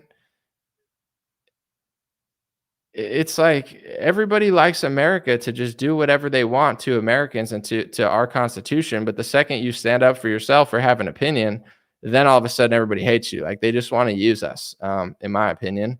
And it's like, okay, as a Christian, should I draft anti-Christian speech laws? Should I draft a bunch of speech laws and try to imagine if I drafted anti-Christian speech laws, I passed these speech laws, and then I started calling everybody anti-Christian if they questioned the fact that I was doing it. And then anybody that talked about it, I just kept calling anti-Christian all the time. Wouldn't that be a little annoying? Wouldn't that be just a little bit annoying? And then if you told the truth about me, I called it anti-Christian. You're like, oh, you like Jesus. And I'm like, oh, that's anti-Christian. Oh, that's anti-Christian. Everything's anti-Christian. You're anti-Christian. Oh, you're anti. It's like, it's annoying. You know what I'm saying? And it's like, instead of just stop being annoying, it's like the censorship just increases. This happens in 15 different categories. Like, for example, to shift gears to get myself in more trouble, crime rates in certain cities, the patterns are obvious. Everyone knows it. You could ban speech. You could ban skinny models. You know what I'm saying? You could replace white people in every film that's ever been made. It's not going to change the fact of what's happening. And everyone realizes it, especially people in those neighborhoods that live around that and the kids in those neighborhoods. So it's like, you could pass every racist speech law in the book, but if the crime rate in this neighborhood's 80%, 90%, everyone knows, including the people that live there. So it's like, is that going to stop the violence in that neighborhood? No. Is that going to make people like it? No. So it's like, it's not going to work. It's like, instead of fixing an issue, you just stop everyone from talking about it. That's the goal. That's like the plan in a lot of these categories. It's like, everything's anti-gay.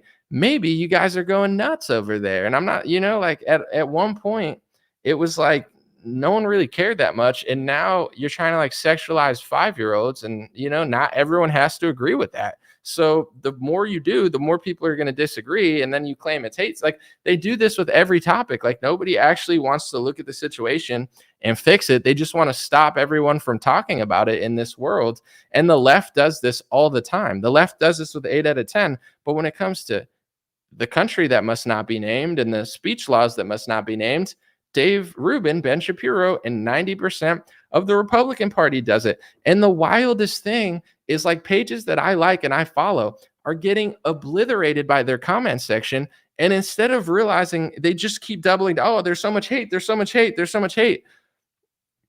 You're just wrong. You know what I'm saying? Yeah, there is too much hate in this world, and there are bad people. And I don't like hate and bad people, but like, you're just wrong. What is hate speech? Oh, that's hate. What? Bankers don't want to say they don't want you to say that they own banks. Like, you know what I'm saying? Like, Saudi Arabia doesn't want to be questioned. China doesn't want to be questioned. The Democrats hate the truth. Certain teachers don't want you to say that you don't want your kid to change gender. Like, what is hate? A lot of people hate the truth. A lot of people hate God. A lot of people hate reality. A lot of people hate a debate. A lot of people hate alternate opinions on foreign policy. A lot of people hate you questioning the country that they simultaneously do and don't like, because obviously they like the country. But if you say they like it, that's a hate speech violation. It's also obvious, so it's like, at what point, it's actually just like legitimately not working. And everybody can see that it's not working. Whether you're on this side or this side, everybody's noticing that a majority of people aren't buying it. So now we just have to be honest about it. Like, why are people not buying it? How do you fix it? Do you just keep going down the path of what made it this far in the first place? No, you got, and that's the whole, I would say, irony of like hate, etc. Because, I saw someone tweet that like Ben was like Al Sharpton, and it's like there's certain people out there, and I'm not saying it's Ben necessarily, but, I want to stop hate. I don't want races and religions to fight. That's not fun for me. I don't like it. I don't like any element of any of that. I want to live in unison with everybody, and I want to talk to my neighbors and friends of all different kinds and just chill. That's what I want to do, but the world's not perfect. So how do you stop that? Here's what people need to realize, though, is some people do want to stop the hate and the division, and they're just really bad at it because they're just stupid or fake. But some people benefit off of the division. You know what I'm saying? When a crisis happens, they get more power. When a crisis happens, they get a victim card. When a crisis happens, they get more prominence. And now they have this like assertion that you can't disagree with them. You get what I'm saying? It's like, so there are people that do want to fix the problem, but I truly believe in every group and in every activism group, there are people that the problem makes them famous. They don't want to fix the problem. You know what I'm saying? It's like if COVID, like I did well during COVID reporting, and it's like if I was like desperately hoping COVID came back because I wanted to get big numbers again, it's like, it's a slippery slope. But in general, I think at best, a lot of people are just really bad at stopping it. Like I think that the race relations have gotten worse in certain parts of the country, not because everybody's so terrible, but because the activist groups were pushing it too far. People that I know that don't have a racist bone in their body stop watching the NFL because it was just like they're pumping so much race stuff. It's like at a certain point, their race activism is just them hating you, and it's like they don't like you, they don't value you, they got to replace. It's too much. Then they call you a racist for noticing. So it's like, they're making it worse. And the Republicans do the same thing as the liberals do when it comes to anti-Semitism. It's the same stuff. And they'll convince you, oh, we're trying to help. You don't get it. By calling everything anti-Semitic, you make the word useless. By exaggerating about it, if you call everyone Hamas every time, you really believe that, you're no different than the Palestinian who says every Israeli is a terrorist. You're saying the same thing about the other side. And I'm not saying terrorists don't exist there. It's just like, half the country is children. The last election was in 2006. If you were born in a country, you're 16 years old, and you're just getting foreign aid or humanitarian aid, and these people are giving it to you, you don't like, am I responsible for what freaking Richard Nixon did when I grew up and I was born in 1989? Now, I'm responsible for Richard. Like, how the hell is it my fault? You know what I'm saying? So it's like, have a little bit of humanity when you talk about any situation. You know what I'm saying? There's good people everywhere. So, it's one of those things that, like, I think that there's some people that they like the division, they like the chaos, or they're just really, really, really bad at solving the problem. You know what I'm saying? Like, luckily, I'm such a nice guy because, like, you're not going to, like, make me hateful. You can't trick me into being hateful. But for instance, before this conflict broke out, I had like 12, 13 different news organizations smear me and try to wrap up my entire career and say that I'm just an anti-Semite. You think that's going to make me really like Israel when Israeli press is lying about me, but now it's a hate crime or hate speech to disagree with their press when they just lied about me and they tried to sum up my whole career as hate speech when I'm one of the nicest people in news broadcasting? No, that would make most people not like you more. But me, you can't trick me into hating. So I don't appreciate the journalism. I don't like it. But you're not going to make me blame everybody for what you did. You know what I'm saying? But it's like when you put out press like this and you smear me, you could take someone that has always loved Israel, that has always thought it had a right to exist, and turn me into someone that doesn't like them. It's not going to work because I've always had this stance. I think they have a right to exist. I think they have a right to defend myself, but I apparently can't have an American perspective on the free speech of it. Like, that's what it means to support Israel in this country, is if you don't believe there should be hate speech laws, then you're a raging anti-Semite, and foreign press is going to try to ruin your life for the crime of wanting there not to be speech laws, because the speech laws infringe on my First Amendment, and they actually don't help. It doesn't stop hate. It doesn't stop chaos. It only makes more people turn against you. You know what I'm saying? And that's what I'm seeing in the press. It's fascinating. 3 years ago, if you were a critic of Israel in any way, shape, or form in the Republican Party, or just simply a noticer of any sort of conversation that they don't want you to have when it comes to our relationship with foreign policy, they called everybody an anti-Semite, and it was wildly unpopular. If you went to the comment sections 4 years ago, it was wildly unpopular to disagree with any Zionist. Now, they're outnumbered by the entire world and most of the Republican Party. Most Democrats are on the side of Palestine, and they're not your friends. If you went and protested for Palestine and you're like, hey, I'm a Republican, they probably hate you. They'll probably call you a fascist or something. Oh, you're a white privilege. They're not your friends, but you might agree with them on that topic, but they still hate you. And it's like, like the whole left, I would say like 80 to 90% of the base of the left supports Palestine. The establishment kind of supports Israel, but not as much as the right. And then it's like you go to the right, and half of the, like most of the, like the Daily Wires and the TPUSAs, they all support Israel to the fullest extent, but their audiences are starting to question the narrative. And if you look at the Arab world and you look at, Africa, and it's like Barack Obama's brother who loves Trump, he says free Palestine. It's like, they've lost the narrative on this topic. And I'm just being honest.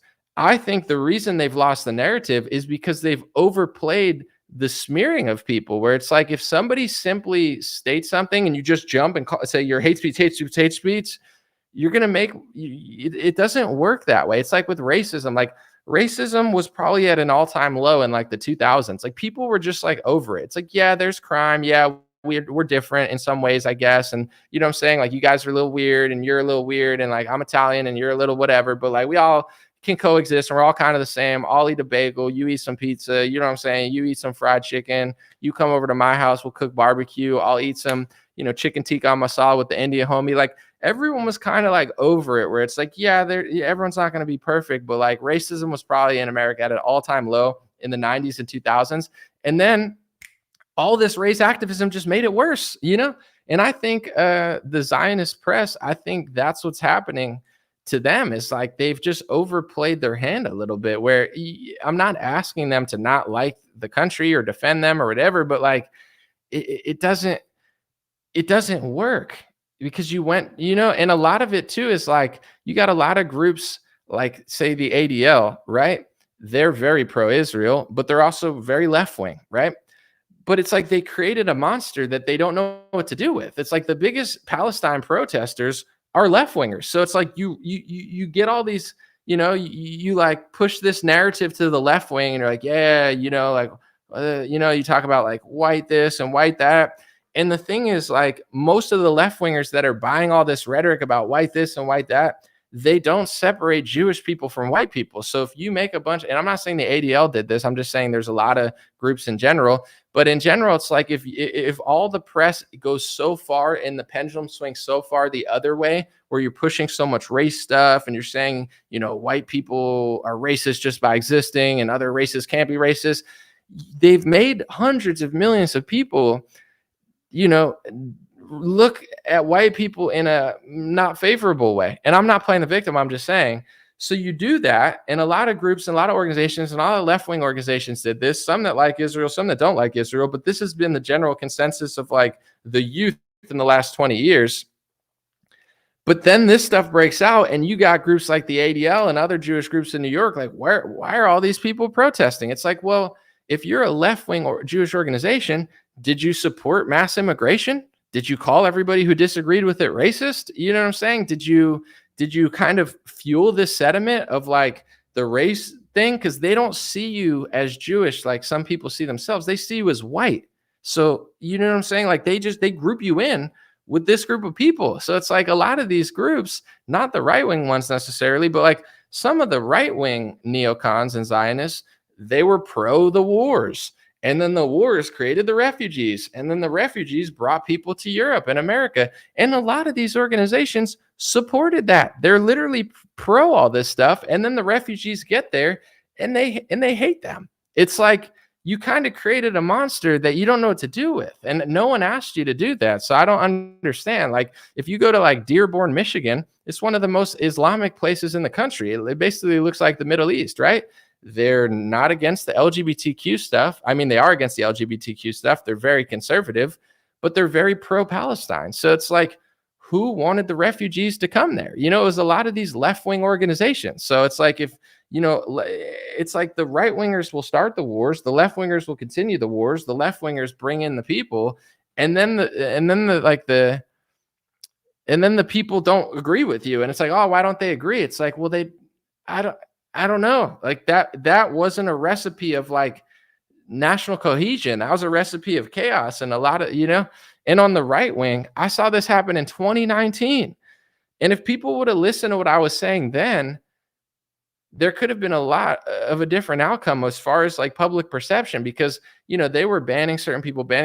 And I remember in 2019, when Trump and DeSantis were passing the anti-Semitism speech bills, there was a big debate going on between Shapiro and Charlie Kirk and people that were dissenting. And they just started saying, you guys are white supremacists, you guys are racist, you guys are this, and you guys are that. And I kept watching, and I was like, I don't like these people, in the sense of like, I'm not co-signing what they're doing. I don't even know who they are, but you're not answering the question. It's like if Rashida Tlaib asks me a question and I don't know how to answer it, so I just call her like a racist, it doesn't make me look good. If Rashida Tlaib is so stupid and Ilhan Omar or whatever, then I should be able to just destroy her argument without calling her a racist or an anti-Semite. Like, I don't agree with whatever their names are, but I don't need to call them a racist or an anti-Semite to beat their argument. I could beat their argument by just explaining my argument without just name calling, right? With that being said, when I saw people realize that Trump and DeSantis were passing speech laws in 2019, Charlie Kirk and Ben Shapiro and all these top dogs, instead of debating them, they freaked out and they just started calling everybody names and blacklisting them. And everybody saw it, and slowly people just like started like leaving, you know what I'm saying? Like leaving that establishment because there was no room for their discourse. And that's when I noticed, I was like, you'll debate a left winger, but you'll call a right winger names. And I'm not saying you have to like these people, but it's like, if I'm debating someone on the right that's so bad, it would be like if I debated Ben Shapiro, and instead of like winning the argument, I just kept saying, you're a Zionist, like that doesn't, what does that mean? You know what I'm saying? Or if he called me like anti-Semitic, right? Like, it's like, what, like I can't just call you a name or say like, oh, you're a neocon. Why is Ben a neo? You know what I'm saying? Like, can I explain it? Can I accurately paint the picture of why I'm right and he's wrong without calling him names? And if you can't do that, you kind of just look fake and stupid. So it's like, the reason the right wing is not on the side of the establishment like the Shapiros now is because they overplayed their hand years ago, and instead of just like winning the argument, they tried to blacklist, they tried to smear. You know, I had someone on my show yesterday, and he said, because he's friends with a lot of people in right-wing media, he said that Dave Rubin's been going around texting people trying to kick people off television. It's like Dave Rubin is glad that France is canceling protests. Dave Rubin is trying to cancel people out of the media. They've been doing this type of stuff for years, and everybody's like, doesn't agree. They're like, dude, your whole thing is free speech. So it's like overplaying the hand doesn't work. It doesn't make people like you and agree with you. It makes people not. So it's like, if you want to build a coalition of a bunch of people who totally agree with you, you got to be a little more honest. And I think that there is an argument. There is a way to win that argument without doing that, but they're like leftists when it comes to this topic. They're like far leftist censors, and they freak out and just want to like kick everybody out whenever anybody like intellectually questions them, you know. And I think they're shocked this week at how many people, not just on the left but on the right, disagree with them. And my message has always been, even at that time, I was like, it's not going to work. You know, it's not a good strategy. Susan said, I don't hate anyone. It's poison to my spirit. I see hate on display every day, especially in our youth. I appreciate your connection to God anomaly. You help me stay grounded. God bless. For sure. And I mean, this is another thing too about some of those platforms. And I'm not saying you have to agree with all these kids and stuff. Like, some of them are annoying as shit. Like the ones that like stand in front of buses and they're like, climate. It's like, what, are you going to get run over by a bus to fight the climate? Or the most annoying thing to me, sorry, I'm going to go off on this, is when left-wing like oil activists, they go to like a art museum and they just spray paint something, and it's just like, you're such an unimpressive human. You're not Leonardo da Vinci. You're not LeBron James. You're not Jesse Owens. You're not like a top tier. I love greatness. I don't care. Greatness makes everybody way more loving of other ethnicities too, because like when you watch fighting or any sports and someone's a great singer, great musician, whatever, you're like that. You can't deny greatness no matter who you are. So it's like being great actually like brings the world together. And it's like there's great paintings and then they just spray paint them. It's like you're not great at anything, but you're just going to just destroy classic art. Like, how is that going to stop oil? Destroy classic art, a once in a lifetime thing that someone made 2,000 years ago. These people should go to prison. I mean, like if you go to like the Louvre and like, spray paint like a Michelangelo thing, like, dude, that's like one of the craziest lowest forms of activism ever. But anyway, outside of those, who I despise those guys, a lot of right-wing media is a trap because they're just like going to college. They're like 30-year-olds going to 19-year-olds, winning debates with like depressed drug addicts, and then being like, "Oh, I dunked on that idiot." And it's like, yo, I feel bad for that girl. It's like it's the same way I look at like a war. It's like if you're a 10-year-old in Israel or you're a 10-year-old in Palestine, did you choose to be that? Like, are we going to look at those kids and be like, oh, because I disagree with your government, you're bad? Like, no, I look at a 10-year-old Israeli and a 10-year-old Palestinian and think that person is a product of their environment for whatever reason, right or wrong, good or bad. Like they're a product of their environment.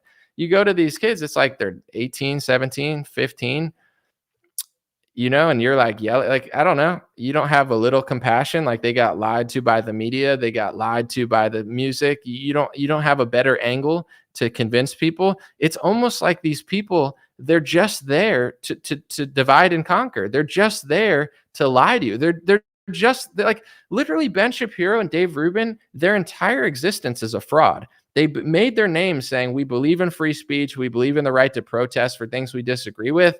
And then they'll turn around and say the same thing that a Palestinian activist would say to them. They'd say, Dave is a colonizer, so he can't speak on this college campus because Dave Rubin and Ben Shapiro want to colonize Palestine. And I was the one that was going out to defend them and be like, whether they are that or not, I don't think they are.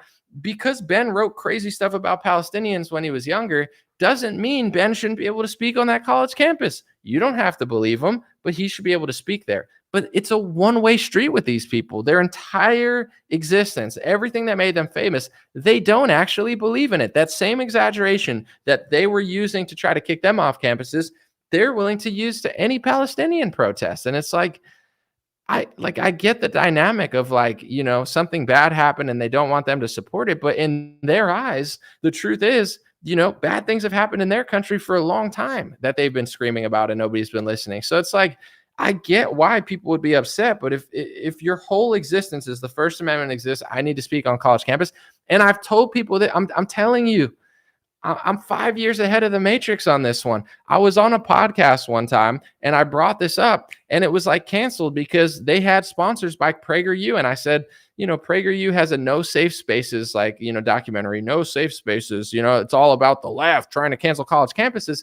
They dropped that documentary at the same time Donald Trump passed an anti-Semitism executive order that said you couldn't protest or boycott on a college campus, and they defined what anti-Semitism do, and they kicked pro-Palestine protesters off of college campuses off the executive order. Ben Shapiro stayed silent on it.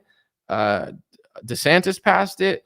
They're all like frauds. Like they're pushing. We believe in no safe spaces on college campuses. Then why won't you talk about this one that Republicans passed? Because they all support it. And what I've said, I'm vindicated like I always am because I'm on point. I'm not trying to brag, but I'm one of the best at what I do. And it's not because I'm so special. It's because these people are liars. I'm the truth. You know what I'm saying? So when people are like, you don't understand, you just hate Ben Shapiro. No, I don't. I've never I like a lot of what Ben Shapiro does, sort of, not really. He's annoying, but in general, he makes a lot of good points. But at the end of the day, it's like now they're lifting their mask off. Like, I said that in 2019, I said, these people don't support your right to protest. They don't support the First Amendment. They don't support free speech. And I could prove it. And everyone said, I don't want to hear it. Blah, blah, blah. You're just hating. Blah, blah, blah. Now they've taken the mask off and they're just yelling it instead of back then when they just didn't talk about it. You get what I'm saying? Before they didn't talk about it. and they just like weren't mentioning that it was happening and covering it up. But now that this broke out, now they're screaming it. They're like, look, yeah, France is banning protests. This is not like they've blown their cover, and everyone realizes now. And like 90% of people disagree with them. And it's like, I didn't ask them to do that. I'm not asking them to dislike a country or like a country. I'm just just stop lying, And this is the thing. It's like, if you can't stop lying, people don't like it, and you're never going to please anyone anyway, but it's like, you can't speech legislate people calling out your BS. Like, that's not going to solve the problem. Someone said, I even see too that even people are happy Greta's being canceled. I mean, I looked it up. Apparently that octopus doll was not a Squishmallow. Like I said the other day, it was some other like offshoot or something. They sell them on Amazon, but they're still pretty popular. I was just curious because I was like, it looked like a Squishmallow, but it's like same sort of thing. I've seen multiple people, Ezra Levant, others are like, she knew what she was doing. Let's just put it this way. I've been called anti-Semitic 1,000 times, even though it's not true. And they would say, oh, I know it. Like, I've never heard of that. You know what I'm saying? Like, I've studied Israel stuff. I've studied, you know what I'm saying? Like, I've studied a lot of stuff. Like, I've never once knew that octopus toys were anti-Semitic. I've never heard of it. No one I've ever talked to has ever heard of that. Like, it's like, it's the equivalent of, do you remember when they called it racist that someone like drew Obama like a monkey or something, and they called it a racist because they made his ears big? It was a big story. They're like, oh, this racist cartoonist drew Obama's ears big like a monkey, and that's racist. And it's like, okay.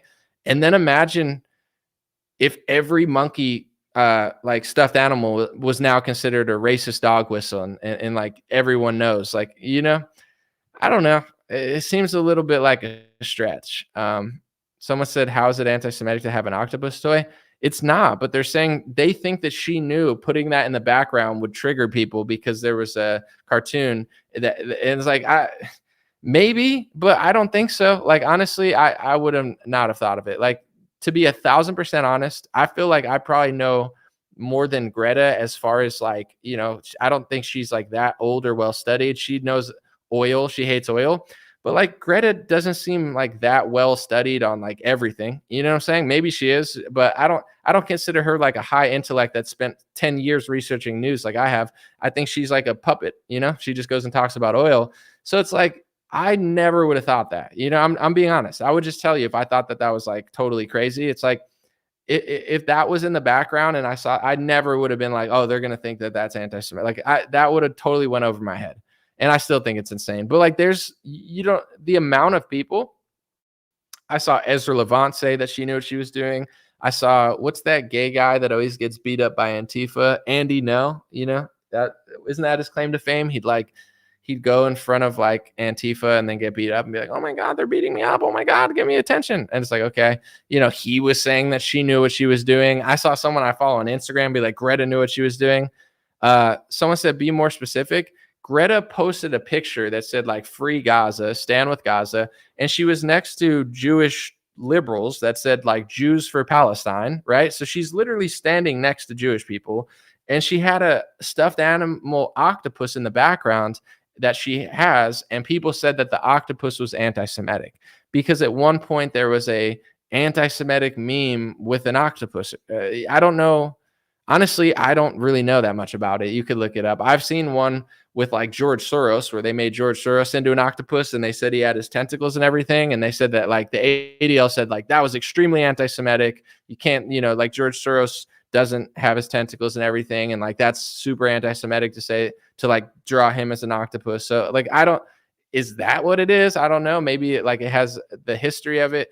You could look it up and figure it out yourself. I'm not like the most well-versed on it, but yeah, I don't think Greta knew about that, but it's like, if you look at the ADL's website, it's like how many numbers they say are anti-Semitic. This is anti-Semitic. Like certain people say loaves of bread are anti-Semitic. It's like, I don't know, it's like, but the amount of right wingers saying that they think that she knew that, it was way bigger than I thought. And it's like, do you remember when people were doing an okay symbol and they're like, dude, I know like people that do that because it means okay.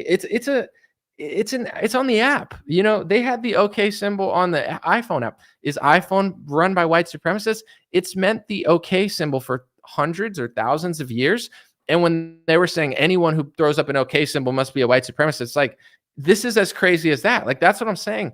The right is as batshit crazy as the left is. They're like, oh, it's a dog whistle. Everything's a dog whistle. It's like, holy crap, guys. Like, it's the same shit. This is why people got to break out of it. I'm not telling people not to vote locally or to vote for whoever you want to vote for. I don't care. You want to vote for RFK? Knock yourself out. You want to vote for DeSantis? Do it. You want to vote for Trump? Sure. You want to vote for Mickey Mouse? Whatever. But that's not going to change anything. People got to, because like the right is not going in the right direction. These last couple of weeks really made me like wonder. I'm like, how much better are they really? Because nationally, what do? Locally, Republicans are better. I think they spend less. They're better on crime, etc. They're not so insane with like vaccine and mask mandates. So the right is better locally, in my opinion. Nationally, they're better because they get better judges, like better Supreme Court judges. Even the worst Trump judge is going to be better than a liberal judge. Even the federal judges outside of the Supreme Court are almost always better when they're Republican. The left-wing judges have gone insane. Left-wingers are not picking good judges. So to me, that's all that it really changes. Like, you can't even say Republicans spend less money because Trump spent more money than Obama. And if you think it's a mistake, like there's an event, so it must have been a mistake. Like, oh yeah, politicians have just been making mistakes for 80. They're not making mistakes. They don't care. Like you want it to be a movie that you like, but it's not. You got to grow up, So it's like, what else are they really better on? Are they better on foreign policy? I think that Republicans are better on Ukraine. Trump would be better on Ukraine. When it comes to Israel, would he be better?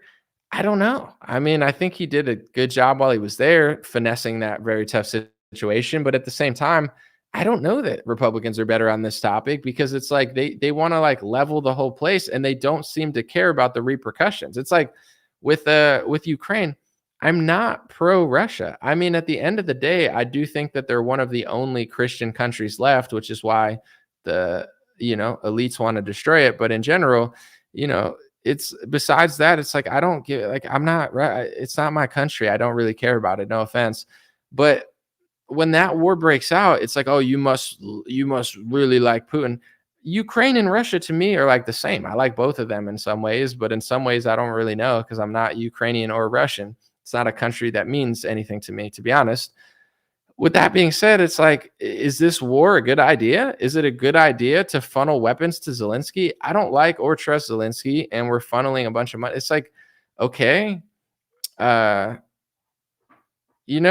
then the left wants to escalate that more and more and more, and the right wants to de-escalate it, and then they call you pro-Putin.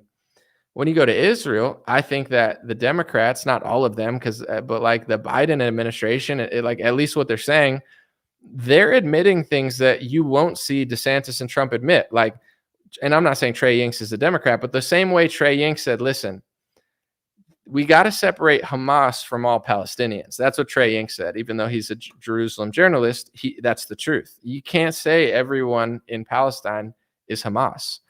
And they're all terrorists and they all deserve to die. It's like, and Biden also said that, where he's like, we can't bring back the Islamophobia. I mean, that's a stupid word, but like, it is that Bush rhetoric of like, oh, Muslim, like they're trying to bring that back. And Biden was like, yo, it doesn't make sense. And like, he's being more moderate on Israel.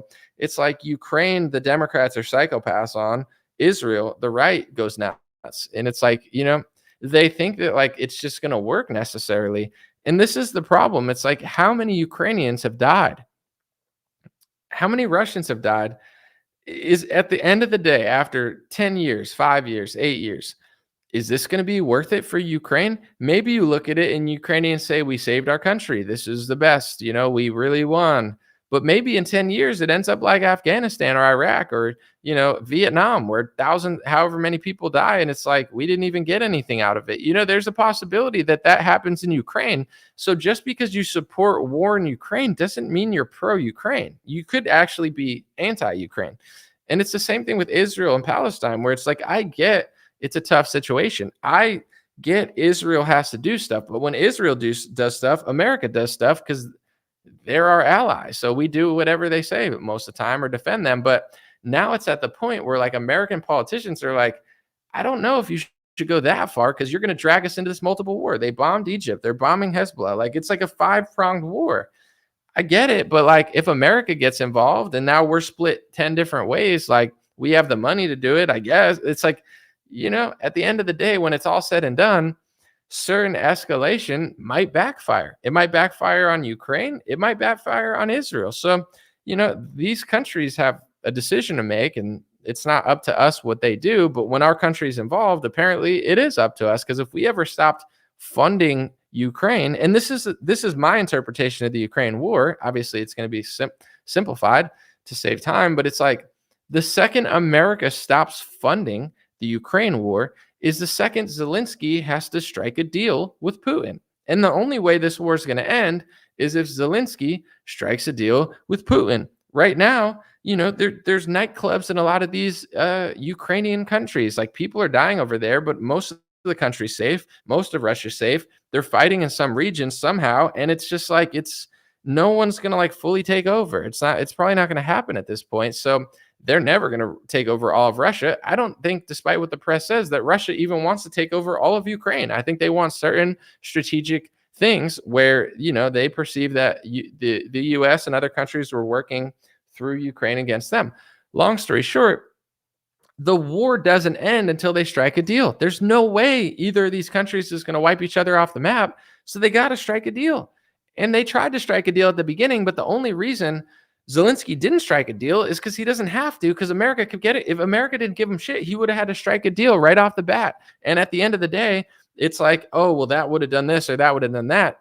Maybe, but really, you know what I'm saying? Like when Yemen and Saudi Arabia fight, do we think about, oh, what if Saudi Arabia takes that bit of Yemen? I don't think America, maybe we fund Saudi Arabia or something, but in general, it's like, everyone in the world, who's going to help us if Mexico comes across? I'm not saying they're going to, but if they come across the border and they try to take part of Texas, is the whole world going to rally around us? No one gives a shit about us. They don't give a shit about our border now. No one gives a shit about America. So if Mexico wants to take half of Texas, it's our fight. No one's going to run to America to help us, nor do I want them to run to our country, because that's creepy. But it's like everyone else in the world, we need to get involved in all the conflicts. And it's the same with Israel. And the other side, I believe that Israel's way stronger and way more powerful than Hamas. But when the whole Arab world gets involved, now not, but when America gets involved, now debatable, and the conflict gets bigger. So at the end of the day, it's like, I think the more we fund them and the more we give them and the more that we back them, the less likely they are to want to strike a peace deal. Because just like other countries, if Zelensky didn't win in Ukraine, this conflict probably wouldn't happen. And if you look at how Zelensky rose the ranks, I have a video on it if you can find it. He was an actor and a producer for Kvartal 95, which was a production company. Kolomoisky was funding or owned a television network and put his show on called Servant of the People. And then he won an election because they projected him as the president on a television show. And then Zelensky got in office and his production studio, Kvartal 95, turned into a political party. Like his production studio doubled as a political party. I mean, this is like the craziest story in the world. And Kolomoisky, the funder that controlled the television network that Zelensky was basically brought to fame on, he's banned from the United States for some sort of massive bank fraud in Britain or something. I mean, you got to look into the story. I forget where. It's like this massive bank scandal. So this guy's basically banned from the United States, and he was one of the mega funders to Zelensky's rise and perceiving him as this president. Long story short, if Zelensky didn't win, there probably is no war in Ukraine. This is a whole like funded operation in some sense to get him there. He ran on, I'm going to get along. And then he gets in and now there's no elections. It's like he basically like took over the country, and you could read, there's actually Atlantic. I don't trust them, but there's a good Atlantic because they go into depth, believe it or not, about Zelensky, Kolomoisky. And it's like, it's just a fascinating thing. But long story short, with no Zelensky, there's probably no war there. When it comes to Netanyahu and that other guy who is running, the other guy seems a little more moderate. I would say Netanyahu's like a Ben Shapiro, like, screw it, let's go. They got to do that. So long story short, it's like, to me, I know I keep saying long story short, long story long. I just don't feel like talking for an hour, or hours, multiple. But I think these wars stop when America stops funding everybody, because the whole war relies on America funding. America funding Ukraine means Ukraine can drag it out. With Israel, for sure, with America's backing, they feel more comfortable doing a lot of stuff. Without America's backing, they wouldn't feel so comfortable. And I'm not asking to leave everybody dry, but I don't think it's pro-Ukraine to fund the Ukraine war. I think it's killing Ukrainians. And I think with Israel, it's like they have a right to self-determination and try to figure out what they're doing. But with America, it's like, if they drag us down with them, it's like, that's not necessarily a good thing. And in general, it's like, what does America have to do to be your ally? Do we need to give you weapons? Do we need to give you money? Do we need to fund this? Do we need to bring our warships? Now we got thousands of troops there. Do we got to fight China and Iran and like, how far do we have to go to, if you do a massive attack? Like, America doesn't attack Egypt, but Israel just did by mistake. Israel attacked Syria. America went to war there. They're like, it's escalating, and in general, I don't personally know, and I'm not, every country has the right to do what they want, but I'm not convinced that funding Ukraine stops the war. I think it keeps the war going. And I don't think that war is going anywhere until America stops funding it. If Trump got in office, he probably could stop the Ukrainian war, and he'd probably make the Israel war even crazier and worse. It's like, it's like Biden's screwing up the Ukraine thing, but with Israel, he's trying to be more moderate. Trump would be more moderate with Ukraine and probably more extreme with Israel. That's my opinion. So it's like, I don't know. That's why, to be honest, that's why a lot of people like Trump. Like, there's a lot of people, if you ask them, like, what's your favorite thing about Trump? They're like, oh, he likes Israel. He's giving things to Israel. It's like, their loyalty to Israel is why they like Trump in the first place. Others, they like his wall. Others, they like his jokes. Others, they like his, I would say, bluntness and willing to go across. Me, I like that he got along with Kim Jong-un. I thought that was good. I think even when he talks about like Hezbollah and, like, all the DeSantis people get mad at Trump and they say, oh, Trump, did you hear him say they're smart? When Trump calls them smart, he's not saying he agrees with them. It's like when I say Ben Shapiro's smart, or, like, it doesn't mean like whoever puppets Joe Biden smart. Doesn't mean you like them, but you have to understand the intelligence of your opponent if you want to beat them. Like, I don't think these groups are stupid. If they have power in the world, they're probably not completely stupid, So it's like Trump talks about foreign policy in an interesting way. And then like the DeSantis people come and they're like, oh, did you see him compliment Hezbollah? Trump doesn't like Hezbollah, but he's just talking about it in a way of saying they're not dumb. It's funny because like when the DeSantis people get mad at Trump on foreign policy, I usually agree with Trump, and someone says, I agree with you about Steve Bannon. He mostly covers economy, not just MAGA. He yells about China all the time, but has he ever told you that Trump and DeSantis passed a speech bill that basically takes away your right and makes it a hate speech rule to criticize a foreign nation? Because if Steve Bannon cares so much about America, has he ever once mentioned that on the show? I've talked about China. I know that China is a domestic. I don't think Steve Bannon's ever talked about that. I don't think he can talk about that. I think if he ever talked about that, he probably would be in trouble, or, he would lose his spot at the table or such. But I don't know. Let's see. Has he ever mentioned that Trump and DeSantis passed anti-Semitism hate speech laws and that Nikki Haley wants to put them into, schools, and they're already on college campuses, and Dave Rubin is calling for the removal of protests? Is Steve Bannon covering any of that stuff or no? Let me know. It's been 5 years now. Has he once covered that Republicans are infringing on your First Amendment and they're basically passing foreign country loyalty speech laws? I don't think he's ever mentioned it. I don't think a lot of people have ever mentioned it. And I know some of these people, not Bannon, but like, I know that they know. Like, people are, it's the same with Trump. Like, oh, he's so dumb. They know, they just don't care. There's an unwritten rule in the Republican Party. I'm telling you, you have to put that country above the Constitution. You have to put that country above your country. You have to never talk about this stuff, or else the press is going to ruin you and all the donors and everybody's going to drop you. So, I'm not saying he's a bad guy. It's just like he's always yelling about China. And it's like, okay, yeah, China is one of America's geopolitical opponents, and it's worth talking about. But to me, it's like, it's like the right just goes China, China, China, China, China, and the left just goes Russia, Russia, Russia, Russia, Russia, and it's just like a controlled circus. Someone said, I've never heard anyone talk about it except for you, Anomaly. It's because they can't.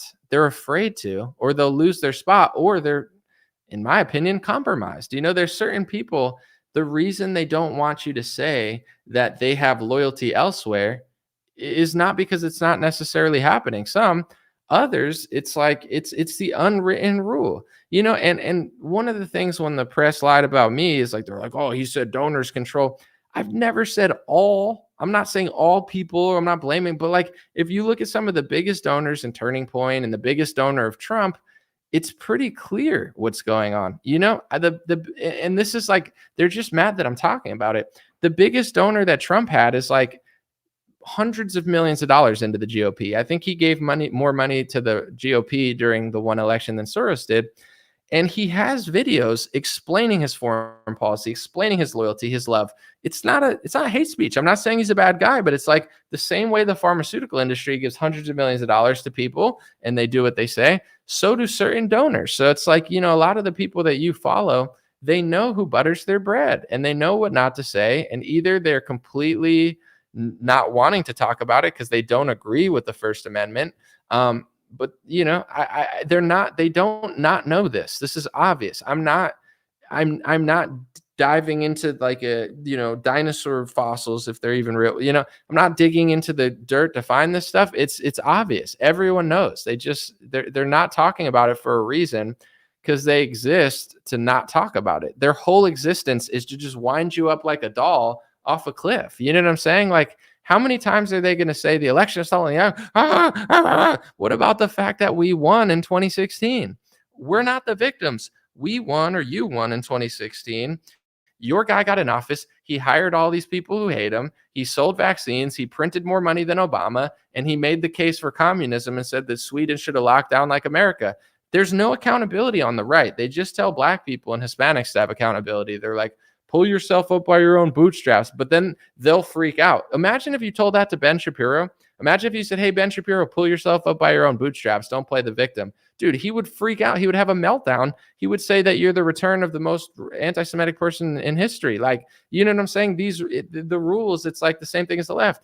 They apply for you. You know what I'm saying? Like, they want black people to pull themselves up by their own bootstraps. They want black people to stop talking about history. Could you imagine if the right told Ben Shapiro the same thing that they tell black people? They say, forget about slavery. Like, just grow out of it. Like, you got to get out of it. You got to get over it. Imagine if you said that to Ben Shapiro. Are you kidding me? You'd have it would be the worst day of your life. He would destroy you. Like, he would freak out.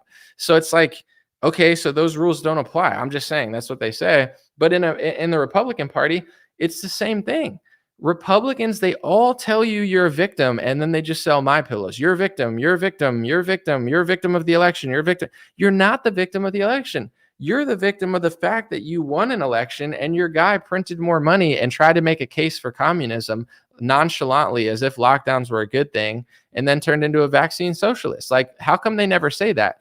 Because they're in on the circus. You know what I'm saying? If you ever figured that out, that's the real stolen election, and then you'd actually accomplish something. But as long as they could catch you in this world of like China election, okay, bro, yeah. But is that it? It's all like, that's why I don't listen to these people. Are they wrong about everything? No. Is it good to talk about China and their influence on foreign politics? Absolutely. Does China have leverage in America? Absolutely. So does Saudi Arabia. So does the country that must not be named, or else they'll kick you out of the Republican Party. So it's like, you get it? You got to just play a certain game to get to where these people are. That's the truth. So I don't listen to them because they're always aggressively just freaking people out. Do you notice the way I'm talking? I'm not telling you you're a victim. People aren't. No. We need to take accountability. Americans, Republicans, Christians, whoever. I don't care what you are. You could be black, atheist, whatever. We all need to chill out a little bit, take accountability, not play into this thing, and not hate our brothers and sisters of other groups just because the media is trying to wind us up. This is not the message I hear all the time from Republicans. Like they're always just like jacking people up. Like when I read certain people's feeds and like look at their Instagram feeds, I was like, dude, I would be mentally ill if I followed these people and listened to them. I have family members that are like, I had to delete my Instagram because like this whole war was getting too much. And I'm like, yeah, no, I understand that the war is getting too much and it's hard for people to see, but it's not just the war. It's like the Republican accounts are like full-blown psychopaths, like the left is on most topics. Like they're making their base insane. Like I would be legitimately insane if I followed half of these Republican blowhard boomer accounts, and they're not all boomers, but it's like, I can't intake that sort of information. It's like eating McDonald's every day, all the time. I can't do it, So it's like, I feel bad the same way I feel bad for people who watch Rachel Maddow all the time. I feel bad for people who listen to like Dan Bongino, Steve Bannon, and Charlie Kirk and Ben Shapiro all the time. Because it's like, Ben at least normally is like calm, even though I don't agree with him. He's not like always that like angry, which makes it a little more tolerable, but it's a little nasally. I'm a little nasally too. That's fine. But in general, it's like, like I'm not saying they're bad people. I'm not saying they're wrong about anything. Like, I just can't listen to them. It's just not healthy. Someone said Benny Johnson. Yeah, I mean, dude, it's like a level. It's like if it were Mario, it's like Benny Johnson's like level 3. I'm on like level 19. So it's like there's a time and a place for that, but it's like a low vibration, low level to be at.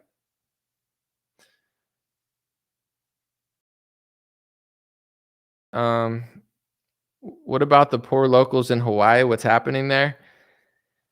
It's interesting how like the media, and it's not just the media, it's like social media, everybody's reaction, but isn't it interesting how like certain topics are everything and then they're nothing? And like this topic's everything right now. And then in like 3 weeks, it won't be.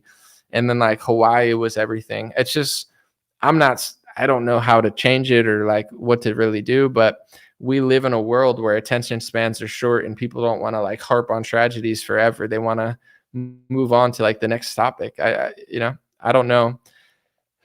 I'm not blaming anyone for that. It's just like the social media era of like, the Armenian thing is like there's a crazy conflict in Armenia. No one's talking about it. There's conflicts in Africa all the time. Like people don't really talk about it unless they want to give them vaccines or something.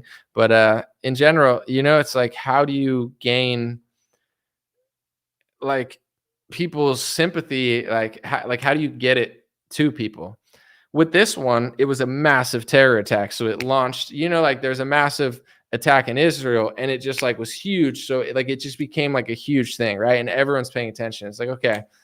But then it triggered a lot of people on the other side, because I think a lot of leftists were already like Palestinian activists and stuff. And also the Israel-Palestine thing with Zionism, the Republican Party, the Liberal Party, like this has been a topic that people have been like kind of discussing for a long time. So even though this terror attack was new, it brought a bunch of people that already were like, I don't know.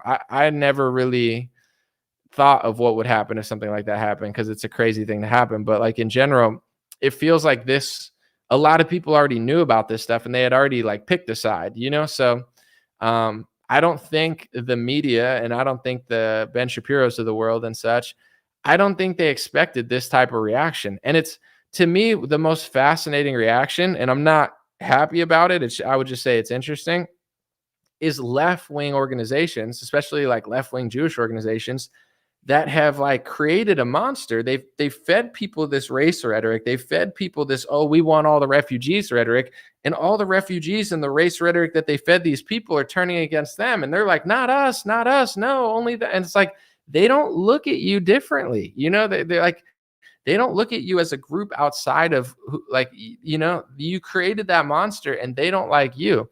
If you tell a bunch of people for 20 years that America is a genocidal country or whatever, and it's founded on like, imperialism and we're so bad, they take that logic and they apply it to everyone in the world. And Israel is a more recent example of that in a way, because it happened in the 1900s versus the 1700s. So it's like, the same way an American citizen can't be a hypocrite, and you could be like, well, they took that land. And it's like, if you say Israel took that land, people can say that about America. Who gets to decide when people took the land? Are you going to make that call? No one's going to listen.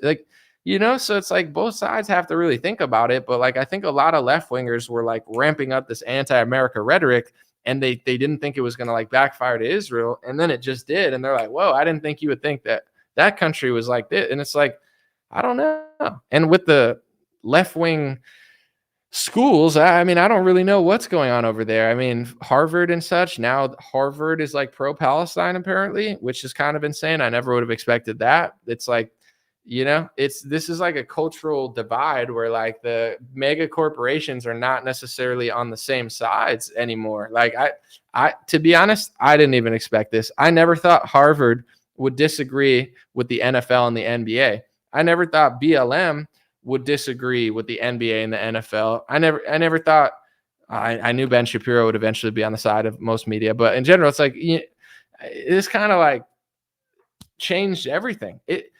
I don't know why or what's to put there, but it's kind of like with brainwashing. People can't look at topics anymore. They just like see it through a lens. Like if a right winger likes Palestine, it's for a different reason usually than a left winger likes Palestine. And if like the left wing used to be so health conscious, they used to be like, oh, we're going to eat healthy and whatever. But then they're pro-vaccine. Like I don't know. It's like so quickly people could switch sides on an argument without even devoid of logic, or it's just like I don't know. It's just interesting. Like I used to think it was the left that knew about pharmaceuticals and lobbying money, but then they're like pro pharmaceutical and they're calling you a conspiracy theorist, like because they didn't like Trump or something. It's just like everybody comes to conclusions based off of, not everybody, but a lot of people, based off of like political and social manipulation. But I would say if you went to like one of these protests, you'd probably see like 10 different people for 10 different reasons: left wingers, right wingers, Islamic people, and they're all there for a different reason. And they got there. Some got there probably righteously. Others got there, they have no idea why they're there. They're just following the crowd. I don't know. Someone said Hotep said that Palestine might be the new BLM. I don't think so. I mean, BLM people seem to overwhelmingly like Palestine, but I don't know if it's the new BLM, because BLM was supported by a lot of left-wing organizations, all the education systems and the Harvards of the world, and the NBA and the NFL. But the NBA and the NFL are not on the side of Palestine. It's all Israel. Like the Democrat corporate establishment, most of them side with Israel. But I guess some of the schools are siding with Palestine, so this topic has like shattered the left wing kind of like unholy alliance. It's pretty interesting. And the right wing Zionists, for lack of a better word, people that are super pro-Zionist, they're getting outnumbered by conservative audiences, because not just because they support Israel, but it seems to be like their hypocrisy is catching up to them. If you said, I support Israel defending itself and going after Hamas, but it's probably not a good idea to kill like tens of thousands of innocent people, you'd probably have more support on your side. But if you say, let's flatten them into a parking lot and all the kids are guilty too, you're going to lose support. If you're Dave Rubin and you spent 10 years saying that free speech is not hate speech, and now you're glad a protest is being shut down because you're making the argument that anyone who likes a foreign country has to be a terrorist. Like, if you wave an Afghanistan flag, does that mean you're a terrorist? If you were born and raised in Afghanistan, you wave a flag as a UFC fighter, are you a Taliban member necessarily? Are you Al-Qaeda? Like, is this a game Dave Rubin thinks he's going to win? Like, you get what I'm saying? The reason that most of the right is turning against their influencers is not because, and though this is the annoying part too, is they start painting as like, oh, they must hate everybody. Oh, these are so anti-Semitic. It's like, some people are too much. I agree. But most of the comments that I'm reading, they don't hate you. They just know you're a hypocrite. You spent 10 years saying that you wanted to speak on a college campus and you weren't a colonizer, and now you're using the same logic to the other side and trying to shut down all protests and say that they're all something. It's not working. It's not. And this is the point that I want to make to anybody who's listening. Everyone who's disagreeing with Ben Shapiro, and everyone who's disagreeing with Dave Rubin, and everyone who's disagreeing with Charlie Kirk in some ways, and everybody who's disagreeing with like the Republican establishment and DeSantis, they're not all anti-Semitic. They're just seeing through the logic. If I was Shapiro and I wanted people on my side, I would say they have a right to defend themselves. They have a right to attack, but we got to think about the kids, even though, it might get dicey, but like we have to have a soul. Just saying flatten them into a parking lot and saying that half the population, they're all terrorists, even though half of them are kids, and they're guilty because they voted for Hamas, even though the last election was in 2006 and half the population is under 18. Like, any intelligent person is going to see through that bullshit. It is bullshit.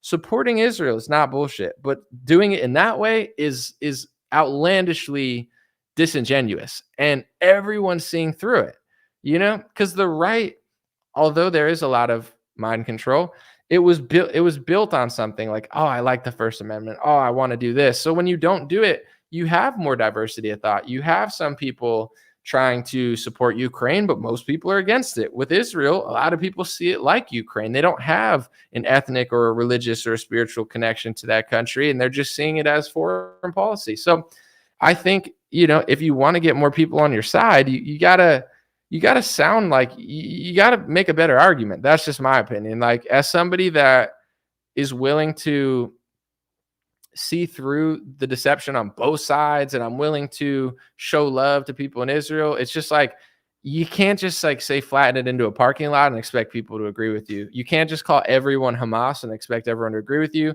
You can't say they're guilty and they deserve to die because they voted for Hamas in 2006 when half the country or more couldn't even vote. Like, that's an argument that any smart person can see through in 3 minutes. So if you're trying to gain support, that's a terrible way to do it. But I think people are so emotional about this topic that they're not thinking logically, which is understandable. But unfortunately, in America, we've had a situation called 9/11, which they're comparing this to, that happened on our soil. And people remember exactly how it happened. And the same thing kind of happened, where it's like, here it happened. Everyone's a terrorist. Everyone's Al-Qaeda. We got to spy on everybody. We got to start a war. And if you disagree, you're Al-Qaeda and you're a terrorist. And, the Muslims are coming for us. Like, we already did this exact thing. So it's not working in America, because we already lived through it. And most Republicans, after 15 years of supporting that war, came to the conclusion that they got tricked. So like the boldness of these people to, like, in Republican media and people that are trying to call everybody names, to run that same kind of like, logic and then just get more and more mad when it's not working. I'm telling people why it's not working, so it's like there's a way to get people to show love to Israel and support Israel. How they're doing it, it's almost like they're just not getting it. I would say this too. I always knew this was going to happen.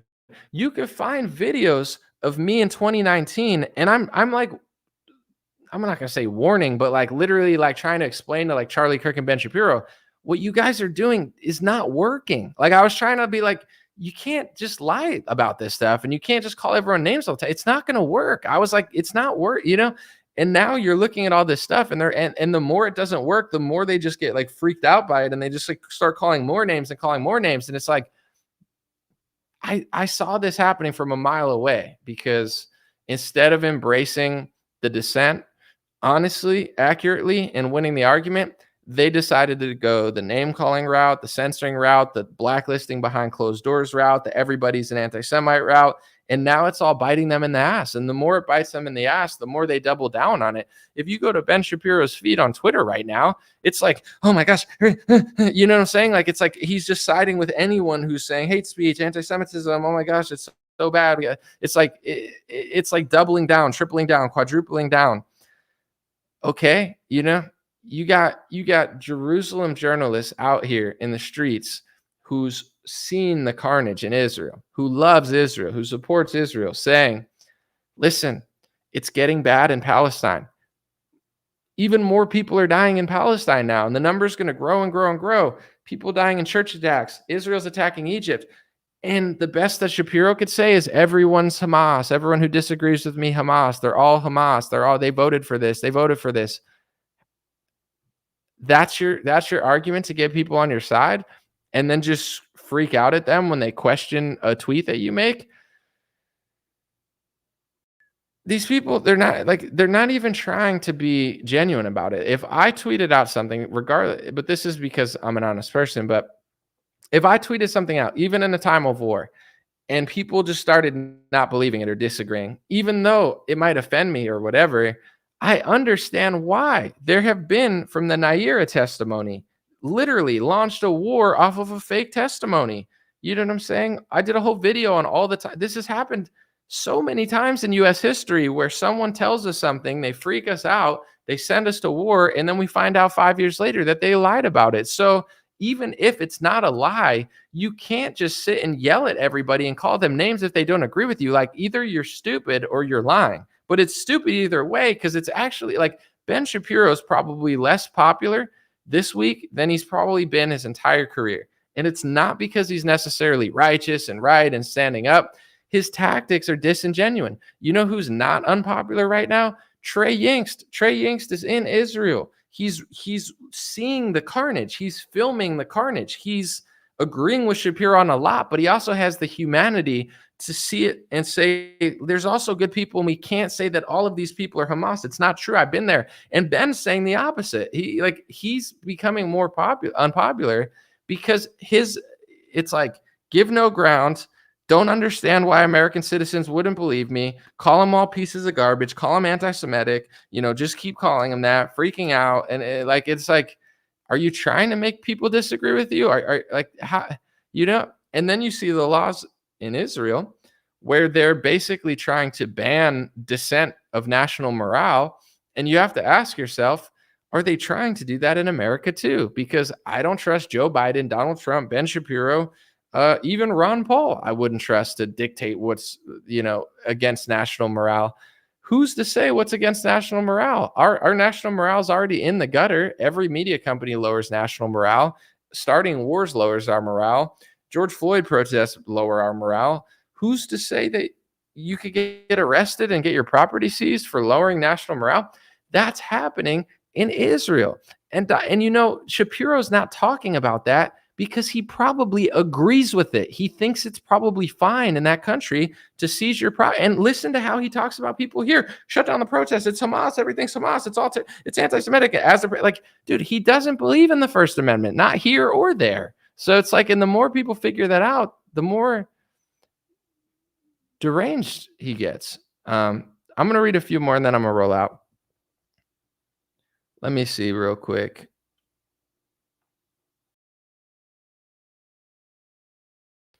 Someone said, Egypt controls the southern border and wants no part of Hamas, which is an offshoot of Muslim Brotherhood, and Egyptians are Muslim, ergo.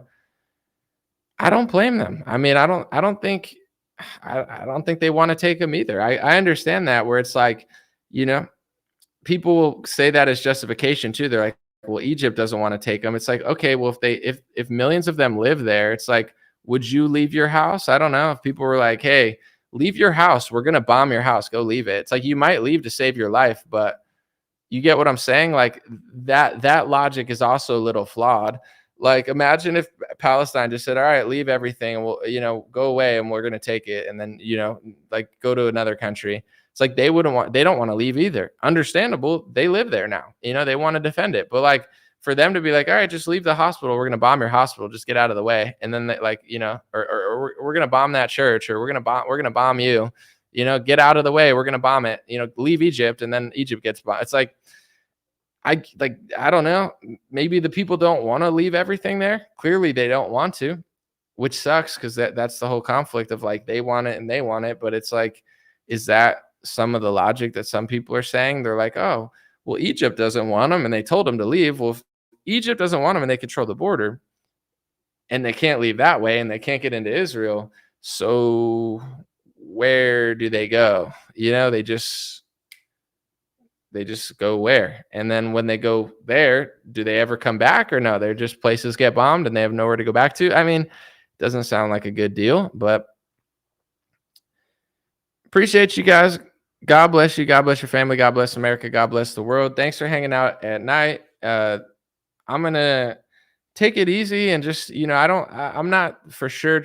The one thing I'm not trying to do, I'm not trying to add to the tension. I'm not trying to rile people up.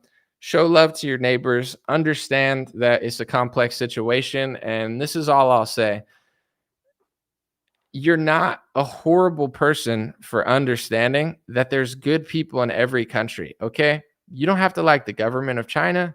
You don't have to like the government of Saudi Arabia. You don't have to like the government of Palestine. But to suggest that everyone in a country is horrible and justify basically their slaughter, whether it's Israel or Palestine, that's wrong, right? And I know this is becoming an unpopular opinion, but it doesn't make you a terrorist to have humanity. It doesn't make you a terrorist to understand that America's border should be secured, even though not everybody coming across the border is bad for our own national security. Just like the left wants to pretend like you're a bad person for wanting a border sealed. This is what the right's trying to do with Palestine. And it's like, it's not true. I don't care how many times people say it. I don't care how many times, it doesn't make you a bad person to realize that there's good people everywhere in this world. And I understand that it's a tough time. It's a tough conflict and there's a lot on the line, but don't let anybody shame you into like having humanity, because it's a natural instinct that seems to be missing right now. And I don't personally trust anyone that doesn't have that instinct. And that goes with both sides, and I'm not just saying this to pander. It's like, it would be disingenuous to me to act like, oh, only one side of this war has bad people. And I've seen Palestine activists saying crazy shit in the streets. I've seen Israeli protesters saying crazy shit in the streets. I've seen the tensions are heated. You know what I'm saying? People are pissed. People are doing crazy shit. I want to lower the tensions, and I'm not going to sit and act like some of the propagandists on both sides and be like, oh, our side's perfect and the other side does everything wrong. Yeah, I don't believe that. I don't believe that that's true. And I don't believe that the world is perfect when one entity goes away that like, oh, it's going to be great now. It's like, it's not though. Like you can go to a lot of countries in the world and some things are good, but not everything's perfect. And, there's always going to be problems that arise in different ways, but don't let anybody take your humanity. That's all I'm going to say, because that push, and this is what I'll say too, to the Republican Party, because I am a registered Republican. I voted for Trump in 2020. I voted all Republican in 2018. I voted all Republican in 2020. I voted all Republican in 2022. I didn't vote for a single Democrat, and I don't plan on voting for a Democrat. At the same time, I do have a line in the sand, okay? And I want to use my vote as leverage and my audience as leverage. Trump with the vaccine thing, it's like, dude, I'm not going to like ride that guy's coattails like everybody else. Like he needs to, if that's his pitch to me, I'm not voting for him. With DeSantis, if his pitch is saying all Palestinians are there, it's like, I'm not voting for that. And same with like the Shapiro wing of the party, where it's like, if that's your humanity and you have no humanity, you are everything that the left thinks you are, which is why they hate, they look at that and they think that you have no compassion, and they're right. They're right that you have no compassion, but also their leaders have no compassion. It's fake compassion. So it's like, at a certain point, us voters need to stop running back and forth like a ping pong ball. And instead of like fanboying for these politicians, be like, listen, I'm not going to vote for a Democrat because I voted all Republican for 3 elections now, and I don't consider changing that. But at the same time, I'm just going to be honest. Nothing in the last 6 years has even made me think that the Republicans were the worst party until the last 3 weeks. I've literally had that thought. I'm like, are they worse on this topic? Are they insane? Do they want to take away my free speech? Do they want to call me a terrorist? I already know I know the left has banned me from some things, but I already know these Republicans since 2019 have been blacklisting me behind closed doors because they can't out-debate me, because they can't out-compassion me. They're not nicer than me. They're not more fair than me. They're not more honest than me. They might talk fast and talk like little sneaky, but they're not more intelligent than me. And they've never debated me, never had a conversation. They've just worked behind the scenes to smear me. And you'd be surprised how many people that act like they're not doing that are totally fine with it and, making those calls. So in general, this is my line in the sand. I'm not going to vote for Joe Biden for every reason, but I'll be honest. I haven't thought in 6 years, as someone who's voted all Republican, I've never thought for 1 second that Republicans are worse. This conflict has me wondering, are these people worse? Are they passing speech laws? They're trying to shut down protests now? I don't believe the left. I don't think they're my friend. I don't agree with those activists. I don't think they're right. I don't think they like me. I'm not voting for them. I'm not going to be emotionally manipulated, but I'm not going to pretend like our party is a good party. If we are the party of no compassion, no humility, just complete war psychosis over this topic, banning speech, banning protests, exaggerating, lying, smearing everybody in our own party, dude, I have no problem sitting out, So it's like at the end of the day, this last couple of weeks has really made me think more than I ever have. And I'm not going to change my opinion per se, but I'm just letting it be known that they could yell, they could call names, they could freak out, they could yell at, a stuffed animal. But it's like that, to me, that's making me think that you're just as bad as the other side. Going from like the lesser of two evils, which I still think you are, but you're getting closer and closer to that line where it's like, are you worse? Are you the same? Is this all fake? I know it's mostly fake, but is there even a point to show up for you guys? Because at this point, if the left's going to say every okay symbol means white supremacy and there's no other explanation for it, to me, that's like psychotic mental illness. If multiple prominent media owners and like Republican leaders in New York City and freaking, journalists are going to say that an octopus stuffed animal for sure was known and that was a dog whistle for an autistic kid who only knows how to be a climate puppet, like you're just as insane as the left. And canceling speech and protests over this stuff is nuts. And calling names instead of being able to debate it and having no humanity or compassion for a war is crazy. It's like when I see liberals that say, oh, screw the Russians, I don't care how many of them die. It's like, dude, that's fucked up. Excuse my language. Like, dude, I don't want Ukrainians or Russians to die. It's sad to me that a bunch of young kids are dying for freaking wars that have nothing to even do with what they think they're doing. It's fucked up. Maybe this is controversial, but I don't think either side, I don't want any youth from Russia or Ukraine to die. And same with Israel and Palestine. But if the Republican Party wants to be the party of we don't fucking care, they're all terrorists, just wipe them off the map, I have no problem sitting out this election because that shows me that perhaps the right could be more dangerous than the left. And I don't want to believe that. And I don't want to put that out there per se, but it's like, they have to prove to me that they're not as dangerous now because that's my vote. That's one vote doesn't really matter, especially in my state, but just being honest. I think it's time for voters to use their leverage and express our feelings, not just get steamrolled. Because just like the left has no problem steamrolling their activists, the right has no problem just trying to silence everybody, blacklist everybody, call everybody names. But for the first time, it's not working. It's actually not. I follow a page that I'm not going to name their name because I like them. They helped me during the pandemic because they were writing, I don't know who this organization is. I'll just say it because I do like these people. Media Research Center or something. I don't know who owns them. I don't know who runs them. All I know is I was getting bad press to some extent, not even bad press, like fact checkers and that stupid crap. They were taking my income. They were emailing me and all this bullshit, these fake fact checkers, right? Media Research Center, I don't know, there's some conservative like watchdog organization.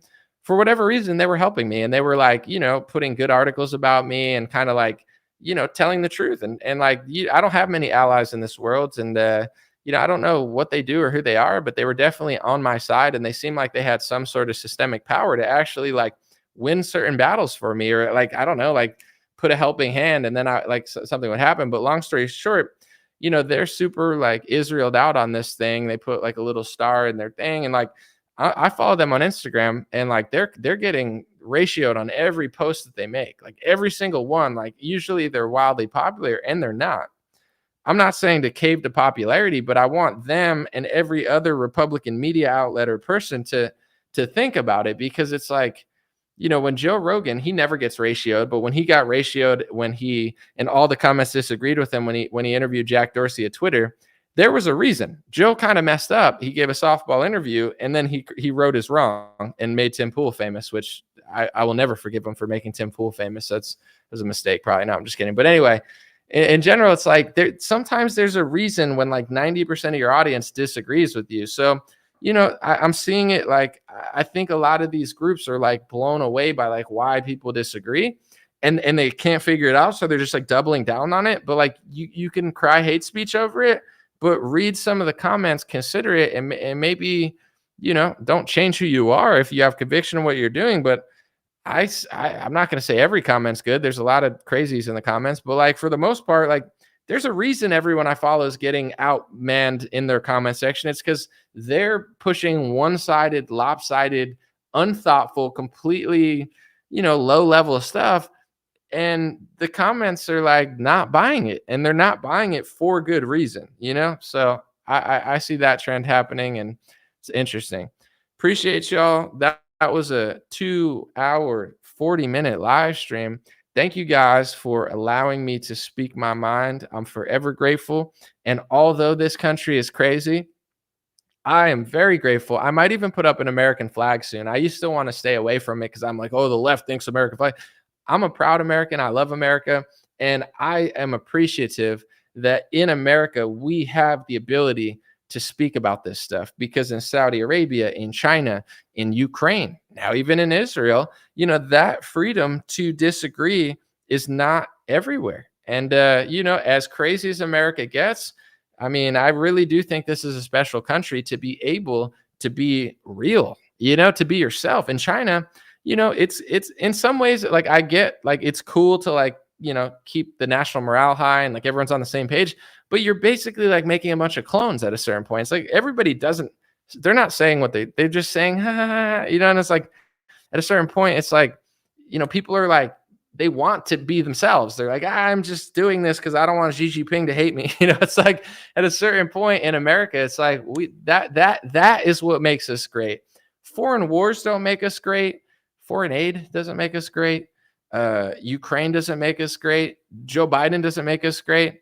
Even Donald Trump doesn't make us great. He might be funnier and cooler on a world stage, but in general, like, we're great because we do have the freedom to religion, to expression and speech, and the Second Amendment, but especially the first one too, and the second. But like, that is, I do want to just say I am really grateful to be in this country, because it's a special, special place in this world, and it's not really. It's becoming less and less common, and I don't want to lose it. I really think that's like the one thing that really makes everybody. You can meet someone from Iran, like Patrick Bet-David loves America. So do most Iranians, because like America is pretty awesome. Like, it's like, oh, yeah, Iran foreign policy, like, we get it. America can be the bad guy, but like in America, it's a pretty cool place. It's a pretty rare place where you can kind of express yourself and, be able to say certain things. And it's kind of cool. So if that's our leverage on the world, we got to keep it. We can't give it up for Zelensky. We can't give it up for Israel. And we can't give it up for people that we like or dislike for any reason, because it's the only thing that keeps us hanging by a thread. God bless you guys. Appreciate you, and have a beautiful day. Thank you, Waffle Fry, for hanging around and talking bad about me for 30 minutes, but still watching. That's dedication. I appreciate you. And I just ate fries earlier, but not waffle fries. I ate like screwy fries. They were kind of interesting, but I like waffle fries too. Have a good one, folks. I'll be back.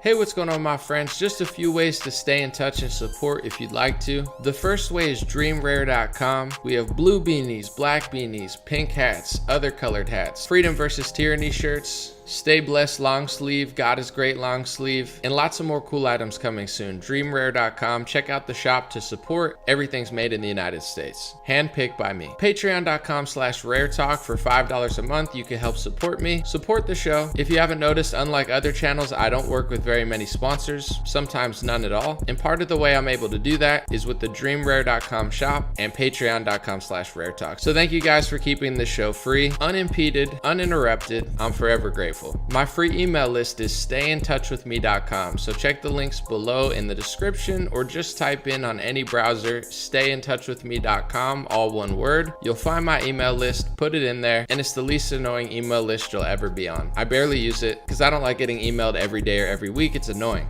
so I don't do it. StayInTouchWithMe.com. It helps me take back some power away from big tech. Telegram, t.me/DreamRareChat or @DreamRareChat. Due to censorship, I post all my live stream and videos there. Sometimes I have some bonus content, and I try to give people a heads up when Facebook or YouTube won't. DreamRareChat at Telegram. My Instagram is @DreamRare. Thanks for everybody following there for shorter content. And DreamRareLinks.com, that's DreamRareLinks.com, has all my stuff. My podcast on Spotify, Apple Podcasts, my music on Spotify and Apple, my Rumble page, my BitChute and Gab page. All my links are found at DreamRareLinks.com. Thanks for watching, folks. God bless you. You already know I'll be back with more content.